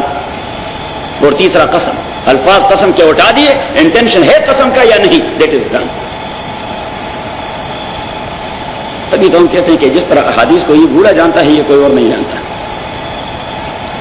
امام ابو حنیفہ یہ بوڑھا بڑا یہ بڑا چیز ہے. اب یمین اللغو امام صاحب اللہ علیہ کے نزدیک ایک تصور اور شافعی کے نزدیک دوسرے تصور. یمین غموس، ماضی پر کسی ایسے ایشو پر قسم اٹھانا جو آپ کو معلوم ہے کہ ایسا نہیں، میں جھوٹ بول رہا ہوں لیکن خدا کی قسم ایسا ہوا ہے، اسے کہتے ہیں یمین غموس. اس پر کفارہ نہیں، اس پر غموس ہے. غموس کا معنی غوطہ دینا. تو جہنم میں اللہ ایک غوطہ دے گا اور اللہ ہی بہتر جانتا ہے کہ کتنا دے گا. وہ غوطہ ہے پتہ نہیں، وہ تہ تک پہنچتے پہنچتے بھی سینکڑوں سال گزر جائیں گے، ہاں، اور واپس نکلتے ہوئے پھر اس طرح. کیونکہ وہ جہنم کی آگ وہ تو مائعات کی طرح اچھال بھی نہیں رکھ سکتے آدمی کو، پھر اوپر جلدی لائے، وہ تو دھیرے دھیرے آتا رہے گا. صحیح. تو اسے کہتے ہیں یمین غموس. اور تیسرا ہے یمین منعقد. تو یہ اتفاق ہے کہ یمین منعقد وہ یمین ہے، وہ قسم ہے جو مستقبل کے کسی امر کے لیے اٹھایا جائے کرنے کے حوالے سے یا نہ کرنے کے حوالے سے. مستقبل میں کسی کام کے حوالے سے خدا کی قسم یہ کام میں ایسا کروں گا، خدا کی قسم میں ایسا نہیں کروں گا، تو you must be committed to your قسم. اگر آپ نے توڑا تو پھر آپ کے اوپر کفارہ کیا لازم ہوگا. قسم کے حوالے سے دو چیزیں آ جاتی ہیں، یہ آپ لکھیں کہ یمین منعقد کے حوالے سے دو چیزیں آ جاتی ہیں، ایک گناہ اور دوسرا کفارہ. اب کفارہ گناہ کو ریمو نہیں کرتا، گناہ کو ریمو نہیں کرتا. اب آپ کو فوری طور پر کوئی ریمیڈی مل جاتی ہے. آپ کو جو ضمیر جھنجھوڑتا ہے اسی جھنجھوڑ سے چھٹکارا دلانے کے لیے شریعت نے کفارے کا حکم دے دیا. اور یہی فرق ہے امام ابو حنیفہ اور تین ائمہ کے درمیان کہ کفارہ وہ فرماتے ہیں کہ ساتر ہے کہ مکفر ہے. کفارہ ساتر ہے کہ مکفر ہے. مکفر کا معنی ریمو ایوری تھنگ، اور ساتر کا معنی کہ پردہ ڈال دیا، چیز is there but under the cover. صحیح. تو امام صاحب اللہ علیہ کے نزدیک کفارہ ساتر ہے اور تین ائمہ کے نزدیک مکفر ہے. وہ فرماتے ہیں کفارے نے صرف اس آدمی پر پردہ ڈال دیا، اس نے وائلیشن تو کیا ہے. They depend upon the will of Allah سبحانہ و تعالی either to forgive or not. یہ آدمی ہے بڑا ٹیکنیکل، کیوں کوئی سے بڑا جینیس آدمی ہے. لا یؤاخذکم اللہ باللغو فی ایمانکم، مواخذہ نہیں کرتا آپ لوگوں کا اللہ تعالیٰ باللغو فی ایمانکم، لغو قسموں کے اعتبار سے، ولکن یؤاخذکم بما عقدتم الایمان، لیکن اللہ کریم مواخذہ کرتا ہے اس پر جو آپ یمین منعقد اٹھا دیتے ہیں. تو یمین منعقد مستقبل کے کسی کام پہ قسم اٹھانا. اب اگر آپ نے بریک کر دیا، اب دو قسم کے قسم ہوتے ہیں، آپ لکھیں دو قسم کے قسم ہوتے ہیں. قسم کے انعقاد کے لیے بنیادی شرط یہ ہے، پھر انواع معلوم ہو جائیں گے. قسم کے منعقد ہونے کے لیے ٹو کانسٹیٹیوٹ اے قسم، اس کے انعقاد کے لیے نہیں. فرسٹ آف آل یہ تصور لے کے پھر بعد میں انواع بنائیں گے کہ منعقد قسم کے انعقاد کے لیے ٹو کانسٹیٹیوٹ اے قسم the basic possibility of the issue concern, یہ کنڈیشن ہے. ممتنعات پہ قسم نہیں ہوتی. ممتنعات پہ قسم، ممتنعات جانتے ہیں جو امپاسبل ہے، امپاسبل چیز پر کوئی قسم نہیں ہوتی، ویسے آپ جک مارتے ہیں. اگر کسی نے قسم اٹھائی بھی وہ جک مارا. امپاسبل چیز پر پاسبلٹی قسم کی کانسٹیٹیوٹ کرنے کے لیے possibility of the issue concerned یہ مسٹ ہے کہ یہ کام ممکنات میں سے ہے، ہو سکتا ہے. تو آپ نے قسم اٹھائی کرنے یا نہ کرنے کی، تو قسم منعقد ہوگا. کیا ہوگا؟ منعقد ہوگا. اب یہ ممکن کام دو قسم کے ہوں گے. ایک وہ جو آپ کا شرعی وظیفہ ہے، آپ کو کرنا ہے، اور دوسرا وہ کریں یا نہ کریں. ایک ہوتے ہیں آپشنل کام، دوسرے ہوتے ہیں مینڈیٹری یا کمپلسری ان شریعہ یا سنت موقت یا عبادات اور طاعت. طاعت تو پھر جملہ واجب ہے، to obey the commandment of اللہ اینڈ ٹو فالو دی سنہ آف رسول اللہ. یہ تو پھر جملہ واجب ہے، you are bound to do. لہذا اگر کسی آدمی نے قسم اٹھایا طاعت نہ کرنے سے یا دین کی کوئی عبادت نہ کرنے سے یا رسول پاک کے کسی سنت کو فالو نہ کرنے سے یا اپنے والدین کی خدمت کرنے سے قسم اٹھائی میں نے ان کی خدمت نہیں کرنی، یا اپنے والدین کے حکم ماننے سے میں نے ان کی کوئی بات نہیں ماننی. صحیح. تو حضور اصلاۃ والسلام وہاں فرماتے ہیں کہ جو آدمی قسم اٹھائے نیکی کے کرنے سے کہ میں نے نیکی کا یہ کام نہیں کرنا، فلیحنس نفسہ ولیکفر عن یمینہ. کام تو پاسبل ہے، ان آدمی کر سکتا ہے کہ باپ سے بات نہ کرے، یہ کر سکتا ہے کہ والدین دونوں سے بات نہ کرے، ان کی خدمت نہ کرے، نماز نہ پڑھے، حج کے لیے نہ جائے، فلاں کام طاعت کا نہ کرے، فلاں کام طاعت کا اس کے بس میں ہے. تو قسم منعقد ہو چکا ہے، لیکن اس پر عمل کرنا اس کے لیے حرام ہے. یاد رکھیں کہ چیز تو فی نفسی پاسبل ہے. تو امام صلی اللہ علیہ فرماتے ہیں کہ قسم تو منعقد ہے، لیکن اس پر عمل کرنا تو اس کے لیے حرام ہے. آپ والدین سے بات نہ کریں، یہ کام جائز ہے کہ حرام ہے؟ یہ حرام ہے. تو آپ قسم کی پاسبلٹی کی وجہ سے قسم کو منعقد کر چکے ہیں، لیکن عمل کرنے کے آپ باؤنڈ نہیں کہ آپ عمل کریں، کیونکہ حرام کا ارتکاب ہوگا. لہذا آپ اپنے کو خانص کریں، جلدی وہ نماز پڑھیں جس سے آپ نے قسم اٹھائی، جلدی والدین کی خدمت شروع کریں جس سے آپ نے قسم اٹھائی، اور اپنے آپ کو خانص کر دیں، مین کفارہ ادا کریں. پہلے بریک کریں قسم کو اور بعد ادا کفارہ ادا کریں. بات میں آ گئی. یہی وہ مسئلہ تھا. امام ابو حنیفہ رحمۃ اللہ علیہ سے پوچھا گیا کہ اگر کسی آدمی نے قسم اٹھائی لأقلبن هذا الحجر ذهبا، مجھے خدا کی قسم اس پتھر کو میں سونا بنا دوں گا، اس پتھر کو میں سونا بنا دوں گا. ایک بات. اور یا قسم اٹھائی لأصعدن السماء، خدا کی قسم میں آسمان پہ چڑھ جاؤں گا. کس چیز پہ؟ آسمان پہ چڑھ. تو امام صلی اللہ علیہ فرماتے ہیں یہ مجاز نہیں، حقیقت پہ محمول. کس پر محمول ہے؟ یعنی لأجعلن هذا الحجر ذهبا، اس سونے کو میں پتھر بنا دوں گا، مین ماربل کی شیپ دے دوں گا، یعنی قیمتی بن جائے گا. نو، یہ اس کا مجازی معنی ہے. حقیقی سونا بنا دوں گا. امام صلی اللہ علیہ فرماتے ہیں کہ جہاں تک حقیقت پہ عمل کرنا متعذر یا متاثر نہ ہو، ڈیفیکلٹ یا ہارڈ نہ ہو، تو وہاں پہ آپ نے کلام کو حقیقتی پہ محمول کرنا ہے. صحیح. تو اب امام صلی اللہ علیہ فرماتے ہیں پاسبلٹی ہے کہ اس پتھر کے ساتھ اگر کوئی دوسرا پتھر کیمیائی عمل کے حوالے سے ٹکرا جائے تو شاید یہ سونا بن جائے. تو پاسبلٹی ہے، قسم منعقد ہے، لیکن یہ آدمی اسی کے کرنے سے فی الحال عاجز ہے، لہذا کفارہ اس پر واجب ہے. یہ آپ لکھیے. اور سوئے دیکھیے صاحب صعود الی السماء، آسمان پر چڑھنا بھی فی نفسی ممکن ہے کہ ممتنع نہیں؟ کوئی ممتنع نہیں. سبق ملا ہے یہ معراج مصطفیٰ سے مجھے کہ عالم بشریت کے زد میں ہے گردوں، کہ آسمان انسان کے زد میں ہے، لیکن یہ کب پہنچے گا؟ یا روحانی قوت سے اور یا پھر مادی قوت سے. تو امام صاحب فرماتے ہیں کہ قسم منعقد ہے اس لیے کہ پاسبلٹی از دیئر، لیکن فی الحال وہ کر نہیں سکتا، لہذا ہی از باؤنڈ ٹو پے کفارہ. یہ آدمی ویسے سائنٹیفک اپروچ سے بھی بڑا واقف ہے، نہیں تھا واقف. یہ کفارہ جو ہے کتنا کفارہ؟ یہ اسی لیے آیت پڑھے آئے ہیں، سورہ مائدہ والی آیت جو ہم پڑھ رہے ہیں. فَكَفَّارَتُ اطعام 10 مساکین، اس کا کفارہ اطعام فیڈ کرنا ہے 10 مساکین، 10 مسکینوں کو. ایک مسکین کا فوڈ از ایکول ٹو ایک صدقۃ الفطر. جب 10 مساکین کے دیے تو 10 صدقے اس پر لازم ہے. اور صدقہ that is mentioned there in شریعہ، کہ فطرانہ ہم کتنا دے رہے ہیں، دیٹ از اے فدیہ and that is also a صدقہ. فَكَفَّارَتُ اطعام 10 مساکین، اور کیا دو گے اگر آپ ان کو فیڈ کرنا چاہتے ہیں تو کیا چکن روسٹ کرو گے اور لیمب کا انتظام کرو گے اور زردہ پلاؤ پکاؤ گے. اللہ کریم نے فرمایا نو میں اوسط ما تطعمون اہلیکم، وہ کھانا جو آپ ہفتے کے عام دنوں میں گھر میں کھاتے ہیں. من اوسط ما تطعمون اہلیکم، وہ ایوریج کھانا جو آپ اپنے فیملی کو کھلاتے رہتے ہیں وہ کسوتوں یا 10 مساکین کو کپڑا دینا ہے. تو امام صاحب رحمۃ اللہ علیہ سے پوچھا گیا کس قسم کا کپڑا؟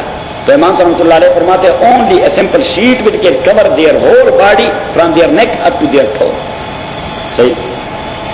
تو کم از کم 6 گز کپڑا تو اس سے جوڑا بھی بن سکتا ہے, اور اگر اس طرح وہ اپنے کو ریپ کر لے اس میں تو بھی ہو سکتا ہے. او کسوتوں او تحریر رقبہ, او کسوتوں او تحریر رقبہ, یا آزاد کرنا ہے رقبت کسی کنیز یا غلام کو. فمن لم یجد فصیام 3 ایام, جس کو یہ نہ ملے یعنی وہ نہ کر سکے یہ چیزیں نہ کر سکے, مساکین کو فیڈ کرنا یا ان کو کپڑا دینا یا یعنی کنیز آزاد کرنا, تو پھر تیسرا مسئلہ ہے فصیام 3 ایام, پھر روزے ہیں 3 دن کے. فصیام 3 ایام, اب یہاں پہ قرات ہے فصیام 3 ایام 3 دن کے. کس کے؟ 3 دن کے. ابن مسعود فرماتے فصیام 3 ایام متتابعات, کانسٹنٹلی وہ تینوں دن رکھیں گے. کہ حضور علیہ الصلوۃ والسلام نے مجھے جو قرآن کا جملہ پڑھایا وہ تھا فصیام 3 ایام متتابعات, تو وہ متتابعات لفظ ابن مسعود کے مصحف میں بھی لکھا ہوا ہے. صحیح. جبکہ باقی صحابہ فرماتے ہیں کہ یہ متتابعات حضور نے بطور تشریح اسے کہہ دیا, یہ قرآن کا لفظ نہیں تھا. کیا تھا؟ بطور تشریح کہہ دیا. اور ابن مسعود رضی اللہ تعالیٰ نے ان دی سیم کانٹیکسٹ بلیو کر دیا کہ that's a part of Quran. Any how وہ ابن مسعود کی قرات اگر کوئی نماز میں بھی کر دے تو اس سے نماز ٹوٹتی نہیں.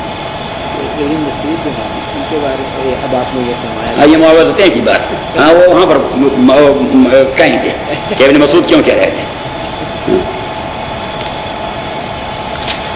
تو اب آج کے سبق میں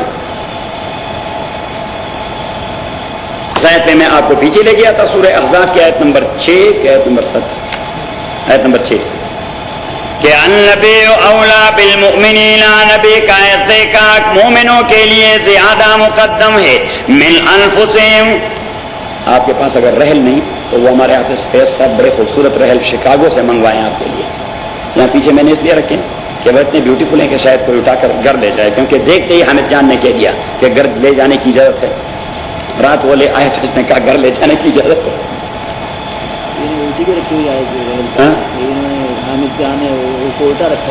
نہیں تو آپ وہ رحل لے لیں, وہ بڑا. ہاں یہ ہے کہ وہ رائٹنگ کرتا ہے تو اس کے لیے فلیٹ ہونا چاہیے.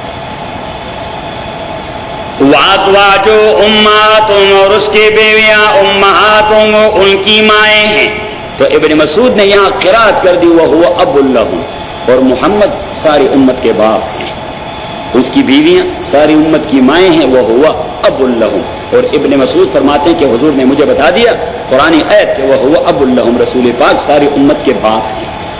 صحیح. تو یہ 2 جگہیں ایسی ہیں جہاں ابن مسعود رضی اللہ تعالیٰ باقی صحابہ کے نزدیک وہ ہوا ابو لہم, حضور نے بطور تشریح فرمایا کہ جب میری بیوی یا امت کی مائیں ہو گئی تو میں کیا بنا. ہاں دیٹ واز انڈرسٹوڈ. تو اس نے کہہ دیا وہ ابو لہم. ابن مسعود رضی اللہ تعالیٰ قرآن میں پڑھتے رہے وہ ابو لہم. تو واپس اپنے سبق ما کان محمد ابا احد من رجالکم, نہیں ہے محمد رسول اللہ ابا احد من رجالکم, بایولوجیکل باپ کسی کا بھی آپ کے مردوں میں سے, ولیکن رسول اللہ, لیکن وہ اللہ کے رسول ہیں. اللہ کے رسول تو روحانی باپ تیرے, روحانی باپ تیرے, ساری امت اسی کی روحانی اولاد ہے. اور اس کی تائید آپ جائیں سورہ الکوثر 30ویں پارے میں, سورہ کوثر.